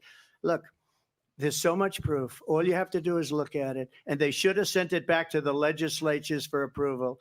I got almost 75 million votes, the most votes any sitting president has ever gotten. I was told if I got 63, which was what I got in 2016, you can't be beaten. The election, people should never be thinking about an election as fraudulent. We need two things. We need walls, and we have to have it. We have to have borders, and we have to have good elections. Our elections are bad. And a lot of these illegal immigrants coming in, they're trying to get them to vote. They can't even speak English. They don't even know what country they're in practically. And these people are trying to get them to vote. And that's why they're allowing them to come into our country. I did watch all of these pieces of video. I didn't detect the sarcasm, lost by a whisker. We didn't quite make it. And we should just point out here as clarification, and you know this, you and your allies, 60 cases in front of many judges, many of them No judge Republican, looked at it. and said No they said judge we didn't looked have at it. Standing. That's the other thing. They Yeah, said we it didn't was have never looked standing, at a by the technicality. law. Can you imagine a system where a person in an election doesn't have standing? The president of the United States doesn't have standing. That's how we lost. If you look at the facts, and I'd love to have you'll do a special on it.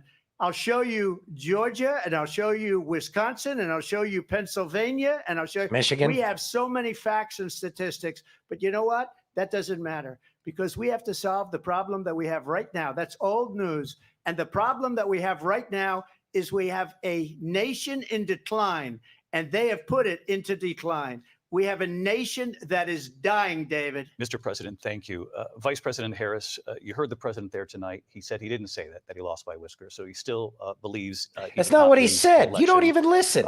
That was won by President Biden and yourself. Damn MK Ultra But I do want to ask clown. you about something that's come up in the last couple of days. This was a post from President Trump about this upcoming election. Oh, I guess I said the wrong words. I Just said weeks ago. clown. He said, when I win, those people who cheated, and then he lists donors, voters, election officials, he says will be prosecuted to the fullest extent of the law, which will include long-term prison sentences. One of your campaign's top lawyers responded saying, we won't let Donald Trump intimidate us. We won't let him suppress the vote. Is that what you believe he's trying to do here? Donald Trump was fired by 81 million people. So let's be No, he clear about wasn't. that. And clearly he is having a Is that a very shot? difficult time. Did she just take a processing. shot? That was weak. But we cannot afford to have a president of the United States who attempts, as he did in the past, to upend the will of the voters in a free and fair election. And I'm going to tell you that I have traveled the world as vice president of the United States, and world leaders are laughing at Donald Trump. Congratulations. I have don't talked think with that's the case. military leaders, some of whom worked with you, and they say you're a disgrace. And when you then talk in this way, in a presidential Canada debate boy? and deny what over and over Trudeau? again are court cases Castro's you have kid? lost because you did in Because of fact the corruption lose of that election. the It system. leads one to believe that perhaps we do not have in the candidate to my right the temperament or the ability to not be confused about fact. That's deeply troubling, and the American people deserve better. I'll give you 1 minute to respond, Mr. President. Let me just say about world leaders. Viktor Orban, one of the most respected men, they call him a strong man. He's a tough person, smart. Prime Minister of Hungary. They said, why is the whole world blowing up? 3 years ago, it wasn't. Why is it blowing up? He said, because you need Trump back as president. They were afraid of him. China was afraid, and I don't like to use the word afraid, but I'm just quoting him. China was afraid of him.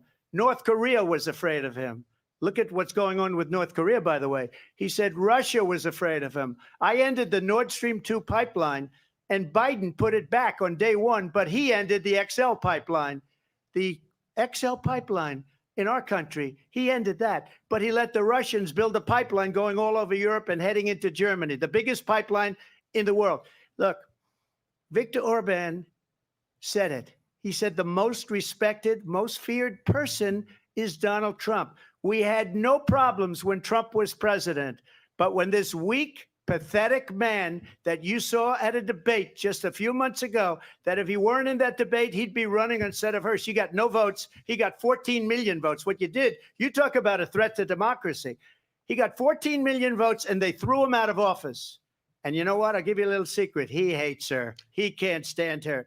But he got 14 million votes. They threw him out. She got 0 votes. And when she ran, she was the first one to leave because she failed. And now she's running. I don't understand it, but Mr. I'm okay President, with it Mr. because President, your time is I up. think we're Thank going to you. do very well. We've got a lot more to get to. Turning now Yes. to the Israel-Hamas war and the hostages who are still being held. Speaking of Americans hating on the among them. Jewish Vice people, let's President talk Harrison about just the said, though, you Palestinian said, quote, problem. Israel has a right to defend itself, but you added, quote, it matters how, saying international humanitarian law must be respected. Israel must do more to protect innocent civilians. You said that 9 months ago. Now an estimated 40,000 Palestinians are dead. Nearly 100 hostages remain. Just last week, Prime Minister Benjamin Netanyahu said there's not a deal in the making. President Biden has not been able to break through the stalemate. How would you do it? Well, let's understand how we got here. On October 7, Hamas, a terrorist organization, slaughtered 1,200 Israelis, many of them young people who were simply attending a concert. Women were horribly raped. And so, absolutely, I said then, I say now, Israel has a right to defend itself. We would. And how it does so matters, because it is also true far too many innocent Palestinians have been killed, children, mothers. What we know is that this war must end. It must end immediately, and the way it will end is we need a ceasefire deal and we need the hostages out. And so we will continue to work around the clock on that. Work around the clock, also understanding that we must chart a course for a two-state solution. And in that solution, there must be security for the Israeli people and Israel, and in equal measure for the Palestinians. But the one thing I will assure you always, I will always give Israel the ability to defend itself, in particular as it relates to Iran and any threat that Iran and its proxies pose to Israel. But we must have a two-state solution where we can rebuild Gaza, where the Palestinians have security, self-determination, and the dignity they so rightly deserve. President Trump, how would you negotiate with Netanyahu and also Hamas in order to get the hostages out and prevent the killing of more innocent civilians in Gaza? If I were president, it would have never started. If I were president, Russia would have never, ever, I know Putin very well, he would have never, and there was no threat of it either, by the way, for 4 years, have gone into Ukraine and killed millions of people when you add it up, far worse than people understand what's going on over there. But when she mentions about Israel, all of a sudden, she hates Israel. She wouldn't even meet with Netanyahu when he went to Congress to make a very important speech. She refused to be there because she was at a sorority party of hers. She wanted to go to the sorority party. She hates Israel. If she's president, I believe that Israel will not exist within 2 years from now. And I've been pretty good at predictions, and I hope I'm wrong about that one. She hates Israel. At the same time, in her own way, she hates the Arab population because the whole place is going to get blown up. Arabs, Jewish people, Israel will be gone. It would have never happened. Iran was broke under Donald Trump. Now Iran has $300 billion because they took off all the sanctions that I had. Iran had no money for Hamas or Hezbollah or any of the 28 different spheres of terror. And they are spheres of terror, horrible terror. They had no money. It was a big story, and you know it. You covered it very well, actually. They had no money for terror. They were broke. Now they're a rich nation, and now what they're doing is they're spreading that money around.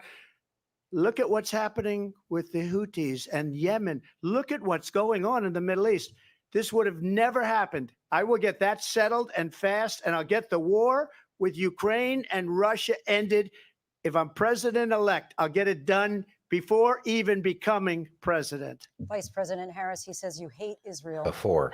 That's absolutely not true. I have Of course my you said entire that. career and life supported Israel and the Israeli people. He knows that. He's trying to, again, divide and distract from the reality, which is it is very well known that Donald Trump is weak and Well, wrong on she's national flustered. security and foreign policy. It is well known that he admires You dictators. hear the crack in her voice? She's wants nervous. to be a dictator on day one. Speaking of working for dictators. himself. It is well known that he said of Putin that he can do whatever the hell he wants and go into Ukraine. It is well known that he said when Russia went into Ukraine, it was brilliant. It is well known he exchanged love letters with Kim Jong-un.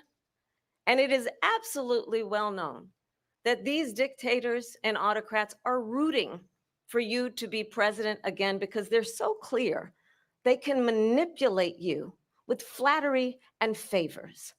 And that is why so many military leaders who you have worked with have told me you are a disgrace.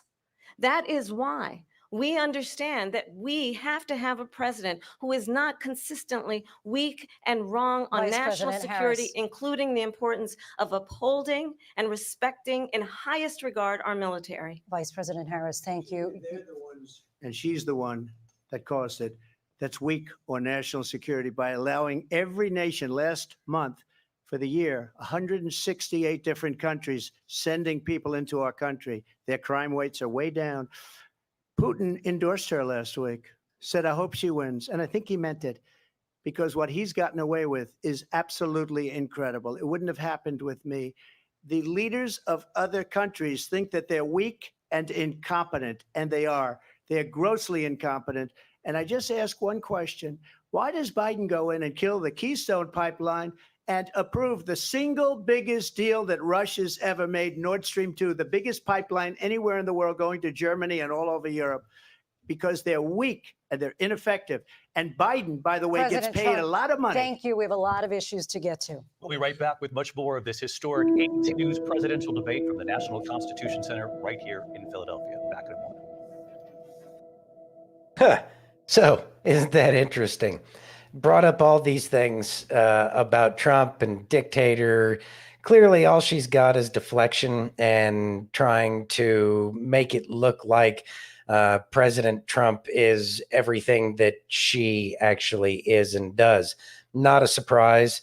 But what does she really have? I did notice, and I brought it up, the fact that she seems to be getting a little rattled. She has a little crack in her voice, seems a little nervous. Aaron's been pointing out that she's got like a little bit of a tremble, but that could be because of her alcoholism. But I mean, who really knows in the end? Her word salads seem to be good, but they still sound like word salads in the end. She's not providing anything that has any real value, but she is providing something better than today is not yesterday, and that's not tomorrow kind of jazz that she normally tries to run. So I find it interesting that exactly, F. Glenn, brought to you by Pfizer. Get your medication so that way you can actually believe the crap that Kamala's been putting out. So what are we looking at? Actually, one of the things that I noticed is she actually told people to go watch President Trump's rallies. Now, there's absolutely no reason for a candidate to say, go watch somebody else's rally. She may try to make it sound like, go watch it. You'll find out everything I say is true. But the problem is that these imbeciles actually listen to her. And so they're going to go watch a Trump rally. And that's probably one of the reasons why a lot of the things that are said at one of the Trump rallies is a continuation of what's been said over and over again. But that's because so many people are waking up to the lies and the deceit that we have been subjected to all these years. And so when they finally do decide that, you know what, I'm going to go listen to him because Kamala said, so they go watch President Trump's rally, and then they end up actually getting some facts. Trump was really putting some facts out there, especially in regards to the January 6th. He's fighting a battle against the moderators and Kamala Harris. But this is the way it's been with anybody who's tried to tell the truth, that they minimize them and silence and try to drive the narrative, even with the questions that they ask. They're leading questions. They're questions to set the narrative before the question is actually asked. That's a psychological trick to try to make people that are otherwise innocent-minded believe something before the answer has even been presented. But most of the people that are watching here, I'm going to go on a limb and say probably each and every one of you that's watching here today, understands the deceit and lies that they've done. And so we see through these tricks. But the thing is as we're trying to wake up our family members and friends who still want to side with her, we see what they're listening to, and their belief is directly based off of everything that they've been told without considering anything that the opposing side says. But these debates puts everybody on an even ground, and that gives us an opportunity to talk to our family and friends about what we see as the truth and how we can provide the evidence about what Donald Trump actually said at January 6th, peacefully and patriotically, or patriotically and peacefully. Go make your voice heard is, I think, verbatim what President Trump said regards to January 6th. But the people that believe everything that the tell-lie vision presents to them, that programming that they get on the channel is designed to keep them asleep. So as they continue to get beat down in their narrative, it gets holes poked in it. It's like giant. Well, I even hate to compare it to Swiss cheese because it has more substance to it than anything that Kamala or the left is trying to present at this point in time. But they have so many holes in their argument that they really aren't like winning anybody over. And as a matter of fact, they're losing people. They're hemorrhaging votes on a daily basis. And these are the things that are going to make it so that way she cannot continue.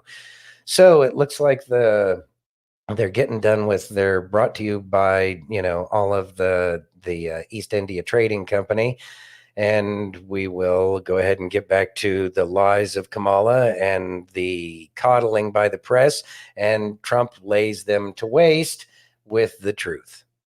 Or in Ukraine, we're now to the talking heads into this conflict. Mr. Oh God, President, it Ukraine. has been the position of the Biden administration that we must defend Ukraine from Russia, from Vladimir Putin, to defend their sovereignty, their democracy, that it's in America's best interest to do so, arguing that if Putin wins, he may be emboldened to move even further into other countries. You have said you would solve this war in 24 hours. You said so just before the break tonight. How exactly would you do that? And I want to ask you a very simple question tonight. Do you want Ukraine to win this war? I want the war to stop. I want to save lives that are I being want the Nazis to lose. uselessly- people being killed by the millions. It's the millions. It's so much worse than the numbers that you're getting, which are fake numbers.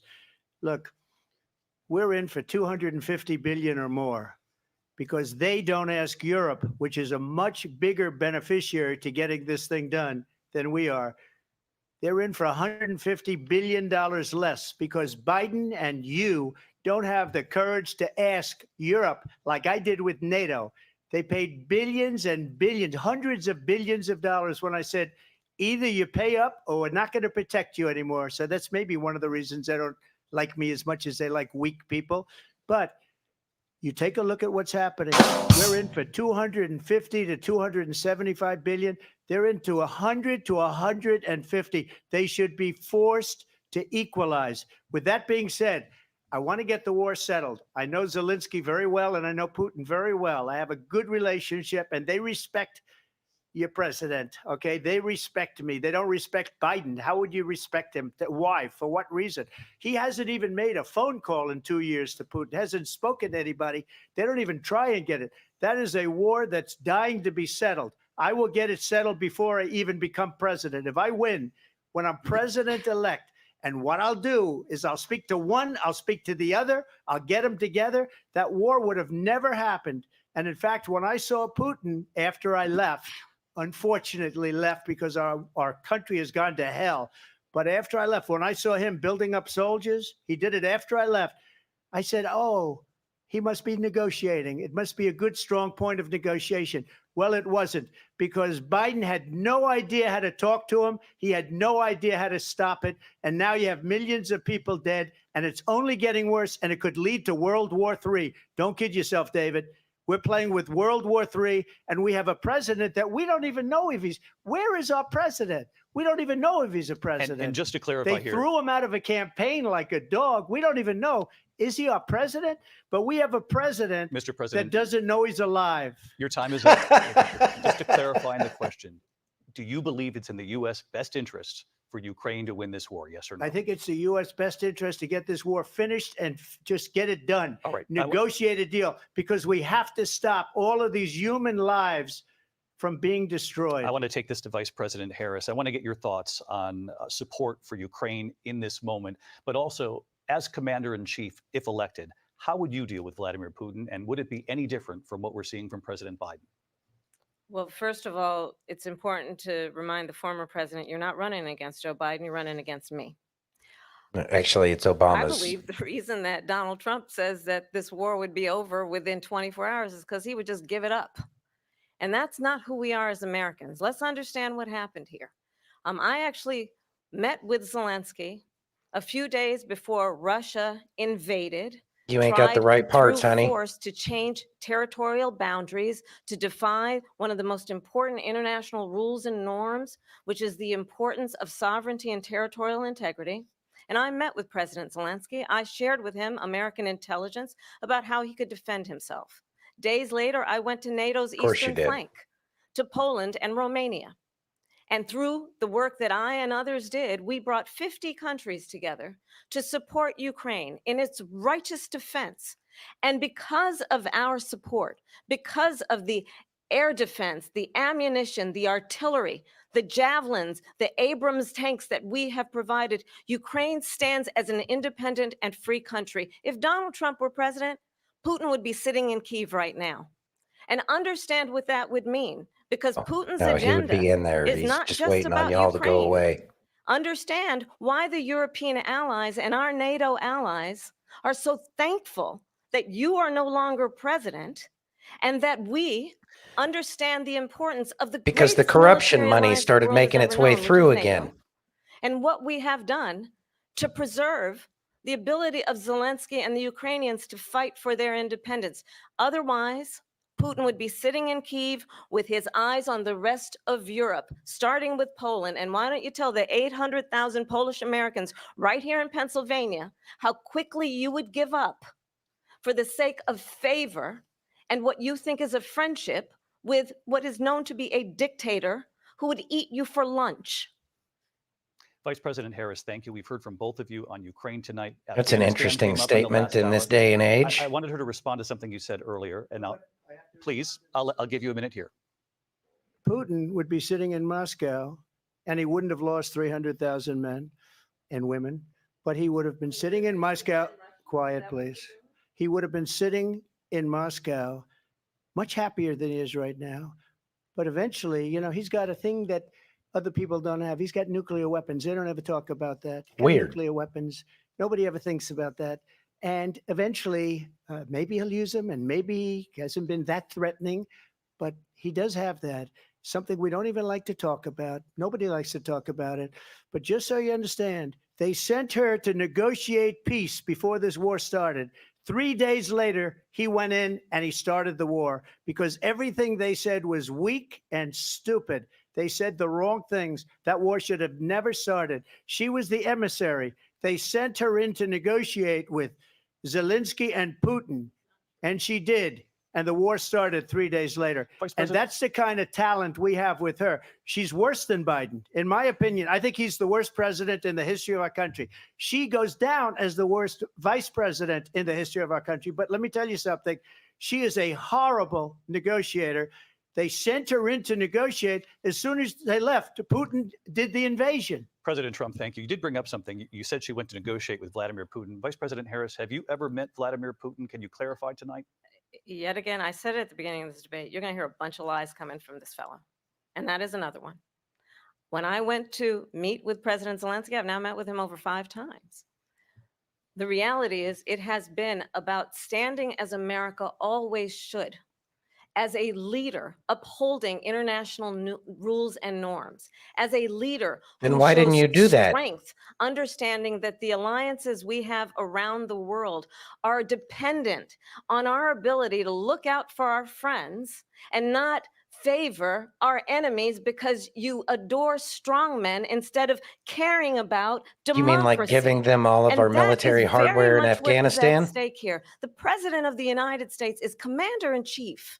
And the American people have a right to rely on a president who understands the significance of America's role and responsibility in terms of ensuring that there is stability and ensuring we stand up for our principles and not sell them for the benefit of personal flattery. We've talked about Ukraine and Vladimir Putin. I do want to talk about Afghanistan. It came up in the first hour of this debate. I want to move on to Afghanistan. Stoltenberg said Trump did the most amazing thing I've ever seen. He got these countries, the 28 countries at the time, to pay up. He said, I've never seen, he's the head of NATO.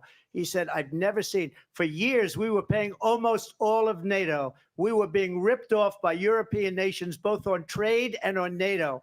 I got them to pay up by saying one of the statements you made before, if you don't pay, we're not going to protect you. President Otherwise, we Trump. would have never gotten it. He said it was one of the most incredible jobs that he's ever seen done. Thank you. I want to turn to Afghanistan. It came up in the first hour of the debate, and we witnessed a poignant moment today on Capitol Hill, honoring the soldiers who died in the chaotic withdrawal from Afghanistan. I do want to ask the Vice President. Say their name, Kamala. Do you believe you bear any responsibility in the way that withdrawal played out? Well, I will tell you, I agreed with President Biden's decision to pull out of Afghanistan. That's not Four what he presidents asked. Said they would, and Joe Biden did.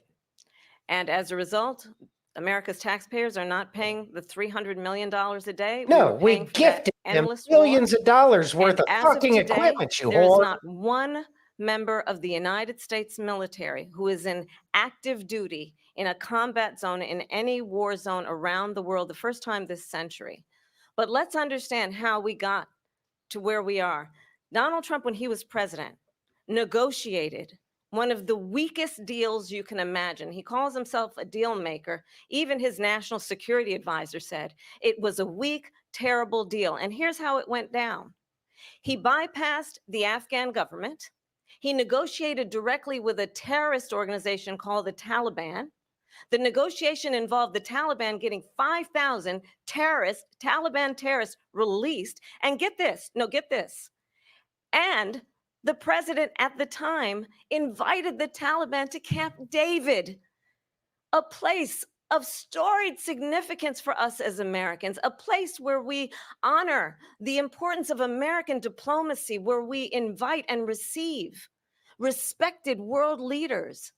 And this You mean the place former that Jimmy president, Carter gave away as the Panama president, Canal invited at them to China? to Camp David because he does not again appreciate the role and responsibility of the President of the United States to be commander in chief with a level of respect. And this gets back to the point of how he has consistently disparaged and demeaned members of our military, fallen soldiers, and the work that we must do to uphold the strength and the respect of the United States of America around the world. Vice President Harris, thank you. President Trump, your response to her saying that you began the negotiations thank with the you. Taliban. So She never answered the if you question. take a look at that period of time, Fake news.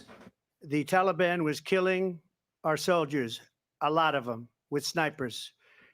And I got involved with the Taliban because the Taliban was doing the killing. That's the fighting force within Afghanistan. They don't bother doing that because, you know, they When deal you with the sue wrong for people all peace, the you time. have to talk to the But I bad got guys. involved. But John McCain, on And the other hand, Abdul let's talk was about the his head of the his Taliban. ties He to is still the the head of the terrorist Taliban. organizations. And I told Abdul, don't do it anymore. You do it anymore, you're going to have problems. And he said, why do you send me a picture of my house? I said, you're going to have to figure that out, Abdul. And for 18 months, we had nobody killed.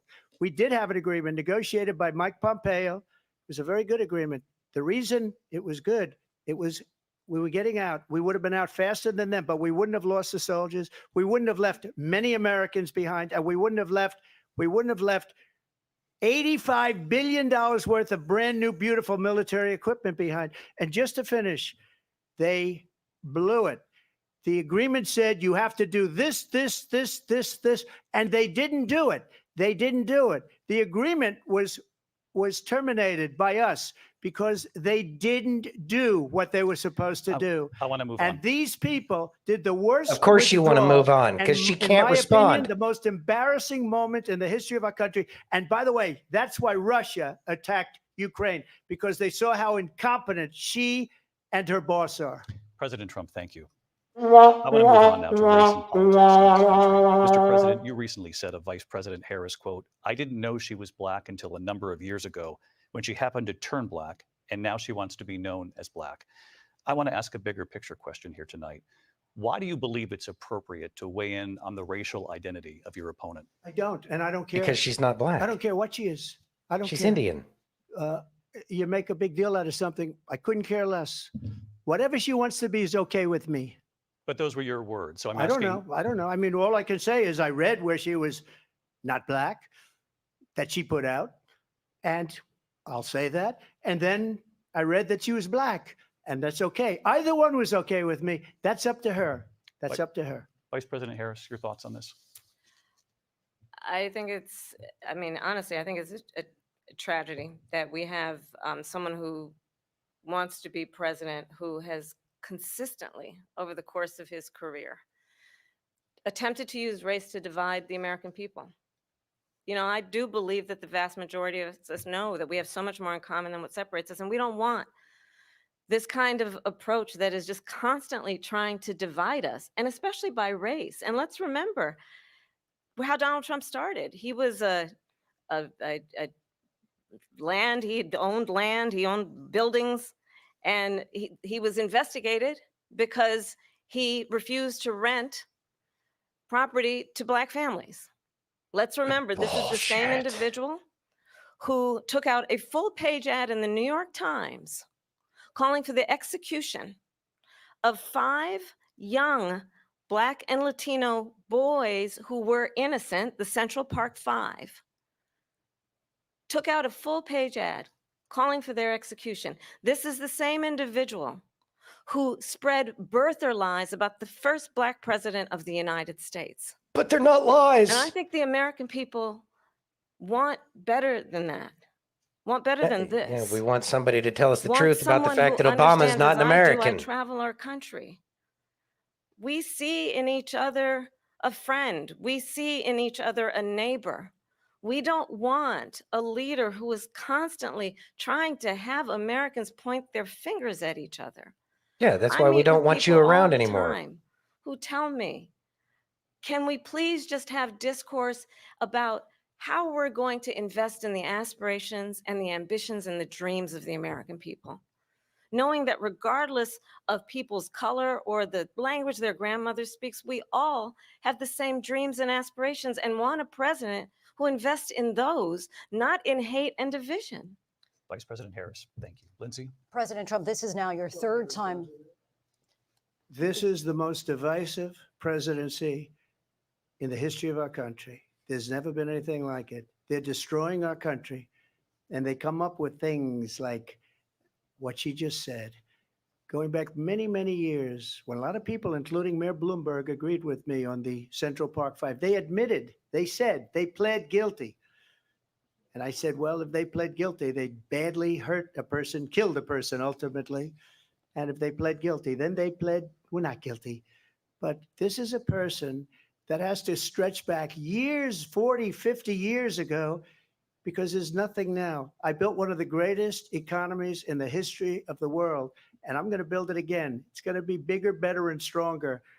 But they're destroying our economy. They have no idea what a good economy is. Their oil policies, every single policy. And remember this, she is Biden. You know, she's trying to get away from Biden. I don't know the gentleman, she says. She is Biden. The worst inflation we've ever had, a horrible economy because inflation has made it so bad, and she can't get away with that. Thank you. Your time is up. I want to respond to that, though. I want to just respond briefly. Clearly, I am not Joe Biden, and I am certainly not Donald Trump.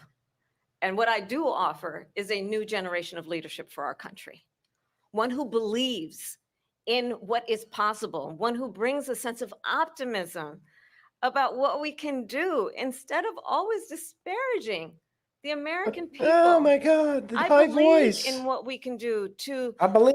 strengthen our small businesses, which is why I have a plan. Let's talk about our yeah. plans and let's compare the plans.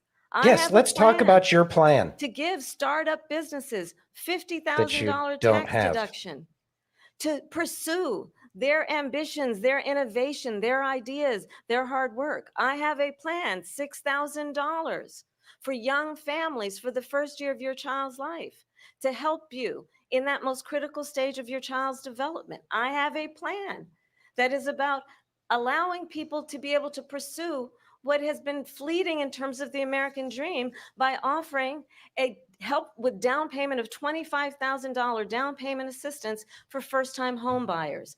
But you give That's the kind of $100,000 to conversation illegals in California, you know, the state that really you're want from, tonight, as or opposed to a conversation $150,000 that to is buy a house constantly about with no belittling interest. and name calling. Let's turn the page Vice President and move Harris, forward. thank you. Let's turn to policy. President Let's Trump, turn back we to have policy. to move on. President Trump. Let's turn to policy, She has please. a plan to defund the police. She has a plan to confiscate everybody's gun. President Trump, She we has do a have to plan move to on. not allow fracking Pennsylvania or anywhere else. Okay. That's what her Mr. plan is until just recently. I just need Lindsay, to go ahead. respond President because Trump- no, the President former Trump- president has said No, I'm something sorry. twice. No, that I it's need to going respond. downhill I'm fast. sorry, we're I gonna just we're need to gonna move on, respond Vice one President. time They to lost what you control. said President Trump, this multiple is times. now your Yes. third time running for president. You have long vowed to repeal and replace the Affordable Care Act, also known as Obamacare. You have failed to accomplish that. You now say you're going to keep Obamacare, quote, unless we can do something much better.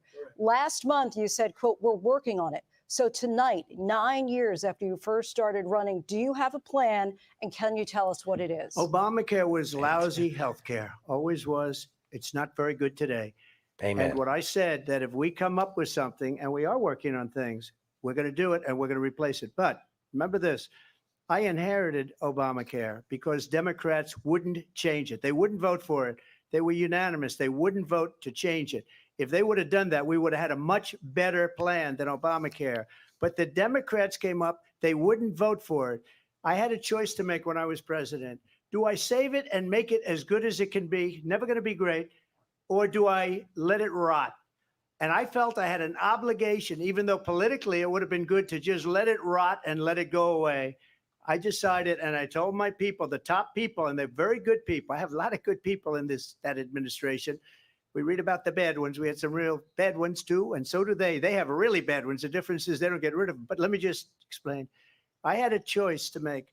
Do I save it and make it as good as it can be, or do I let it rot? And I saved it. I did the right thing. But it's still never going to be great, and it's too expensive for people. And what we will do is we're looking at different plans. If we can come up with a plan that's going to cost our people, our population, less money and be better health care than Obamacare, then I would absolutely do it. But until then, I'd run it as good as it can be run. So just a yes or no, you still do not have a plan. I have concepts of a plan. I'm not president right now. But if we come up with something, I would only change it if we come up with something that's better and less expensive. And there are concepts and options we have to do that. And you'll be hearing about it in the not too distant future. Vice President Harris, in 2017, you supported Bernie Sanders' proposal to do away with private insurance and create a government-run healthcare system. 2 years later, you proposed a plan that included a private insurance option. What is your plan today? Well, first of all, I absolutely support and over First the of all, last I 4 have years no as Vice plan. President, private healthcare options, but what we need to do is maintain and grow the Affordable Care Act. But I'll get to that, Lindsay. I just need to respond to a previous point that the former president has made. I've made very clear my position on fracking, and then this business about taking everyone's guns away. Tim Walz and I are both gun owners. We're not taking anybody's guns away. So stop with the continuous lying about this stuff. As it relates to the Affordable Care Act, understand, let's Boy, that's just look rich. at the history to know where people stand. When Donald Trump was president, 60 times he tried to get rid of the Affordable Care Act. 60 times. I was a senator at the time when I will never forget the early morning hours when it was up for a vote in the United States Senate. And the late, great John McCain, who you have disparaged as being, you don't like him, you said at the time, because he got caught. He was an American hero. The late, great John McCain, I will never forget that night, walked onto the Senate floor and said, no, you don't. No, you don't. No, you don't get rid of the Affordable Care Act. You have no plan. And what the Affordable Care Act has done is eliminate the ability of insurance companies to deny people with pre-existing conditions. I don't have to tell the people watching tonight, you remember what that was like? Remember when an insurance company could deny if a child had asthma, if someone was a breast cancer survivor, if a grandparent had diabetes? And thankfully, as I've been vice president and we over the last 4 years have strengthened the Affordable Care Act, we have allowed for the first time Medicare to negotiate drug prices on behalf of you, the American people. Donald Trump said he was going to allow Medicare to negotiate drug prices. He never did. We did. And now we have capped the cost of insulin at $35 a month. Since I've been After vice you raised it, president, asshat, and then fucking take credit for the fact that you lowered it after you $2,000 a raised the year. price? And when I am president, we will do that for all people, understanding that the value I bring to this is that access to health care should be a right and not just a privilege of those who can afford it. And the plan has to be to strengthen the Affordable Care Act, not get rid of it, Vice Past is President prologue Harris, in thank terms you. of where Donald Trump stands on that. I want to move to an issue Well, that's important for a She lot made of a mistake. At number one, John McCain fought Obamacare for 10 years, but it wasn't only him. It were all of the Democrats that kept it going. And you know what? We can do much better than Obamacare, much less money. But she won't improve private insurance for people, private medical insurance. That's another thing she doesn't want to get. President People Trump- are paying privately for insurance that have worked hard and made money, and they want to have private. She wants everybody to be on government insurance where you wait 6 months for an operation that you need immediately. President Trump, thank you. We have another issue that we'd like to get to that's important for a number of Americans, in particular younger voters, and that's climate change. President Trump, with regard to the environment, you say that we have to have clean air and clean water. Vice President Harris, you call climate change an existential threat. The question to you both tonight is, what would you do to fight climate change? And Vice President Harris, we'll start with you. 1 minute for you each. Well, the former president had said that climate change is a hoax. And what we know is that it is very real. You ask anyone who lives in a state who has experienced these extreme weather occurrences, who now is either being denied home insurance or it's being jacked up. You ask anybody who has been the victim of what that means in terms of losing their home, having nowhere to go. We know that we can actually deal with this issue. The young people of America care deeply about this issue. And I am proud that as vice president over the last 4 years, we have invested $1 trillion in a clean energy economy, while we have also $1 trillion increased still domestic haven't gas fixed production anything. to historic levels. We have created over 800,000 new manufacturing jobs while I have been In vice other president. countries. We have invested in clean energy to the point that we are opening up factories around the world. Donald Trump said he Around was the gonna world, create not inside the manufacturing United jobs. States. He lost manufacturing jobs. And I'm Actually, they also stayed proud here. to They're have the leaving again. endorsement That's of why the it's United Juan Auto Deere. Workers and Sean Fain, who also know that part of building a clean energy economy includes investing in American-made products, American automobiles. It includes growing what we can do around American manufacturing and opening up auto plants, not closing them like happened under Donald Trump. Vice President Harris, thank you. That didn't happen under Donald Trump. Let me just tell Thank you, they you. lost 10,000 manufacturing jobs this last month. It's going, they're all leaving. They're building big auto plants in Mexico, in many cases owned by China. They're building these massive plants, and they think they're going to sell their cars into the United States because of these people. What they have given to China is unbelievable. But we're not going to let that. We'll put tariffs on those cars so they can't come into our country, because they will kill the United Auto Workers and any auto worker, whether it's in Detroit or South Carolina or any other place. What they've done to business and manufacturing in this country is horrible. We have Criminal. nothing because they refuse. You know, Biden doesn't go after people because supposedly China paid him millions of dollars. He's afraid to do it. Between him and his son, they get all this money from Ukraine. They get all this money from all of these different countries. And then you wonder, why is he so loyal to this one, that one, Ukraine, China? Why is he? Why did he get $3.5 million from the mayor of Moscow's wife? Why did she pay him $3.5 million? This is a crooked administration, and they're selling our country down the tubes. President Trump, thank you. Thank you. We'll be right back with closing statements from both of our candidates. An historic night, this ABC News presidential debate from Philadelphia. Back in a moment. Wow. I feel like I'm getting beat down by all of her crap. The ABC News presidential debate shut will up. continue. All right, there we go. All right. So, wow. So clearly she's sticking with the lies. She's been coached for certain. There's no doubt about that. I'm pretty confident.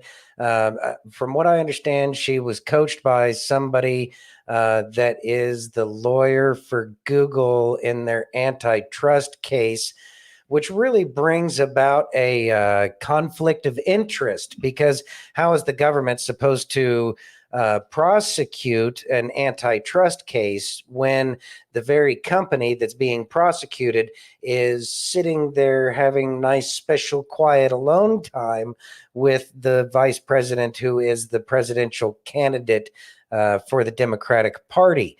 So that conflict of interest is a real problem. So it's Google, right? And what kind of power does Google have and what kind of information do they have? I'm pretty sure that Google is tied in with all of the legacy media to include ABC and ABC News. And I'm pretty sure that the questions got sent over so that way they could kind of prepare Kamala and give her, okay, we think he's going to say this, so you need to say this. And they sat there and they've gamed it. How long have we been waiting for a debate between Trump and Kamala Harris? And I think that that's kind of one of the things that's really one of the key points here, because this corruption will most certainly come back around and bite them in the ass like the rest of it has. And Google is already kind of under the microscope as it is, despite the antitrust lawsuits that are going on.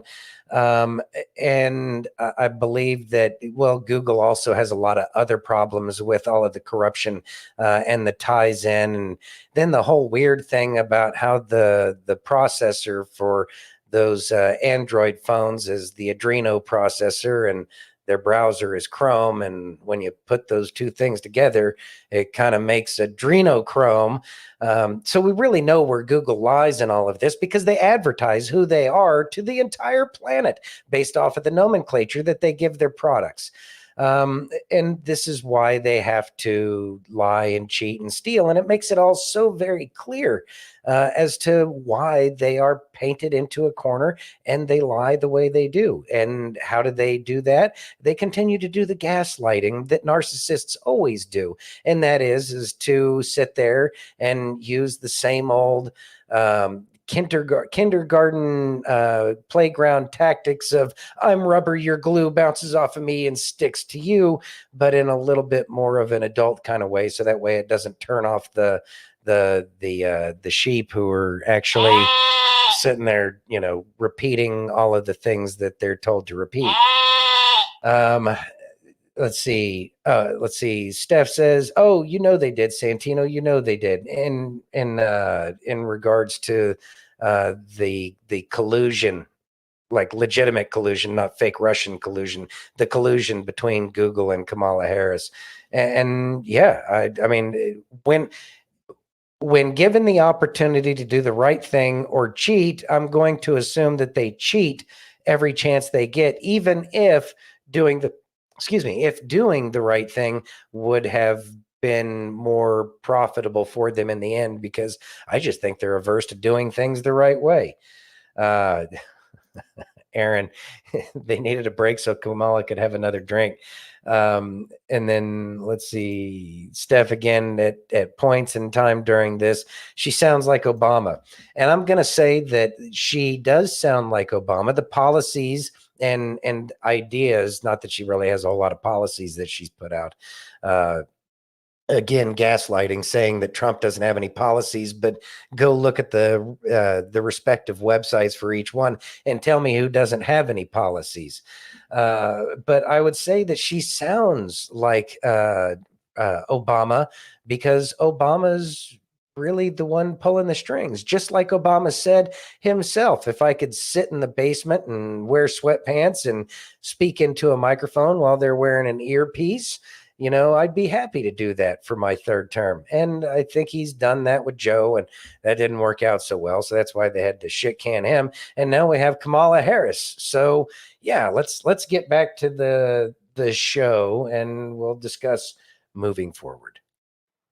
One that is focused on the future and the other that is focused on the past, and an attempt to take us backward.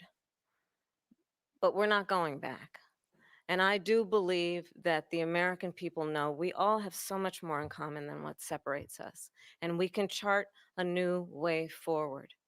And a vision of that includes having a plan, understanding the aspirations, the dreams, the hopes, the ambition of the American people, which is why I intend to create an opportunity economy, investing in small businesses, in new families, in what we can do around protecting seniors, what we can do that is about giving hardworking folks a break and bringing down the cost of living.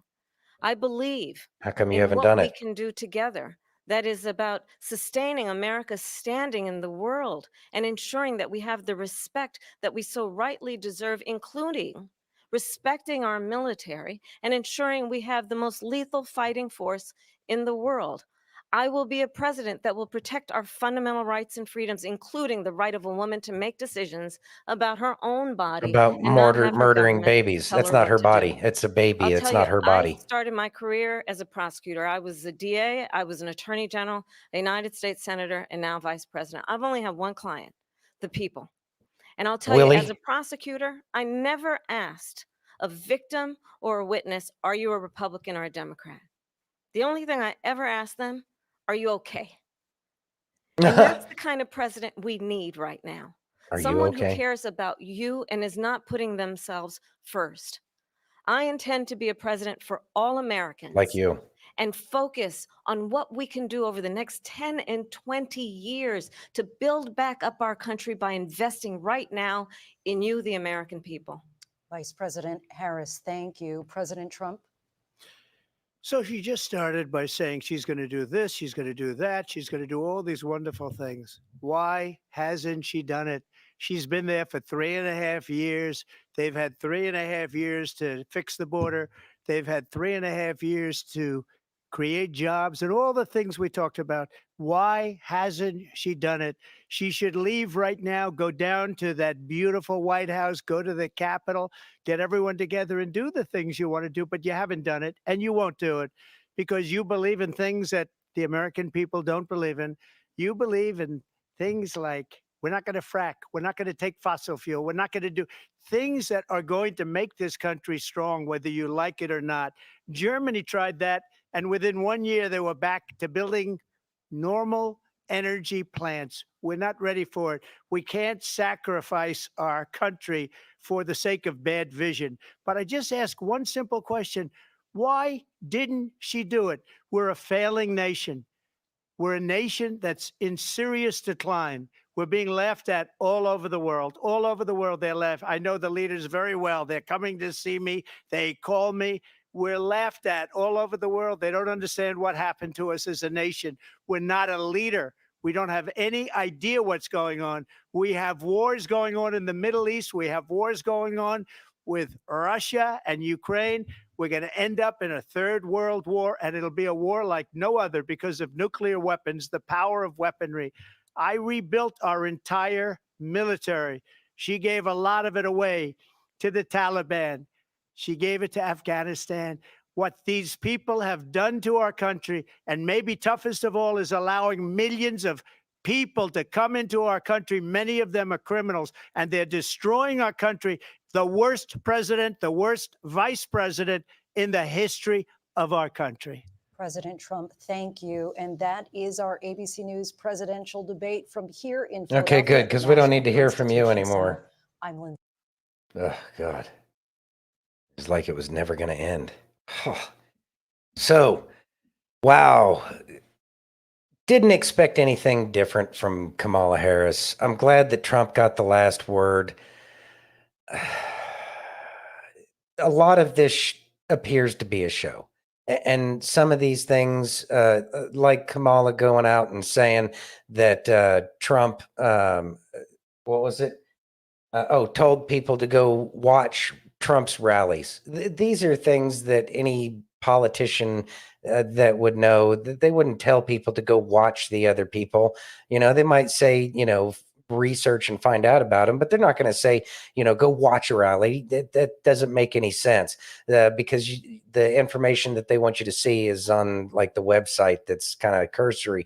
But actually listening to somebody talk, it gets you to understand and feel what that person's getting at, because as they communicate with their voice, obviously, it sends that energy out, and you're able to actually understand what they're talking about. How many people have we heard, especially with all of these people waking up from the lies of the Democratic Party, and now they're saying, oh, I was a never Trumper, but now I'm going to vote for Trump. Why? Because they were actually able to hear the message that they have been denied this whole time. That's why they've been able to create these fabrications like, the whole Trump incited the insurrection. People fell for those lies because they were starved of the truth presented by President Trump. So, and that's another reason why they've been avoiding these things, because they know that Trump does get very good. I have a feeling that the left is going to sit there and claim victory like the pigeon that knocks over all the chess pieces and struts around the board as if it won a game of chess. But that's not the case, because they really have no clue what they're doing. But those kinds of psychological tactics seem to work to keep people under the ether that they've been putting America and the world under for so long. Fortunately, people have a little bit of experience and they're able to communicate that. They're losing control of the narrative, and that's something that's positive for everybody on this planet, because their narrative has been counter to what is good for each and every person out here. So I feel positive and I feel confident for what we have moving forward in the future. Hold on a second. I got to get this stuff ready here. Oh my God. No wonder she struggles. Oh, stop it. Lord have mercy. Okay. Thank you. All right. Thank you for your patience. Anyways, so have faith, have confidence. Trump clearly really legitimately won. She lied about everything. She had the support by the press to continue to lie. They presented the lie, but as they were giving a question, it's the same old tactics. I did notice that there weren't too many camera shenanigans where they made Trump look really far away and Kamala really close. So I'm going to say that that's a victory. And there's a little bit more honesty, or maybe the people that actually know what they're doing got wrapped up in a lot of the investigations that are going on in the background that most people probably don't know about.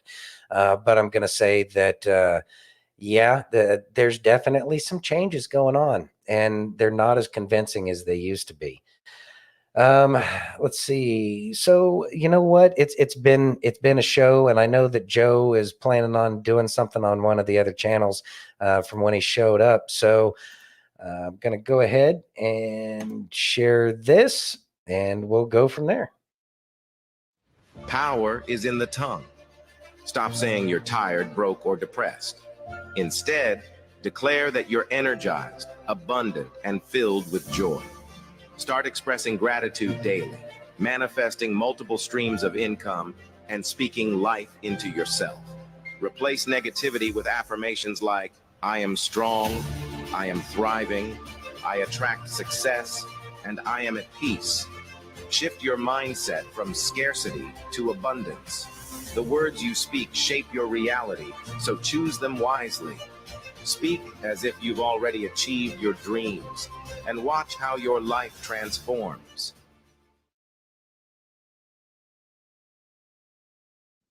All right. So I know that there was a little bit of that, money, blah, blah, blah, blah. But a lot of these things, they always, people want to focus on money. Obviously, we're not really focused on the money around here. But it is the important part of that message is the fact that it's about watching your words. And watching our words is probably one of the most important things we do, because as we speak, we put that energy, frequency, and vibration out in the world around us. And that energy, frequency, and vibration must manifest into something. So we have to be careful about the words that we choose.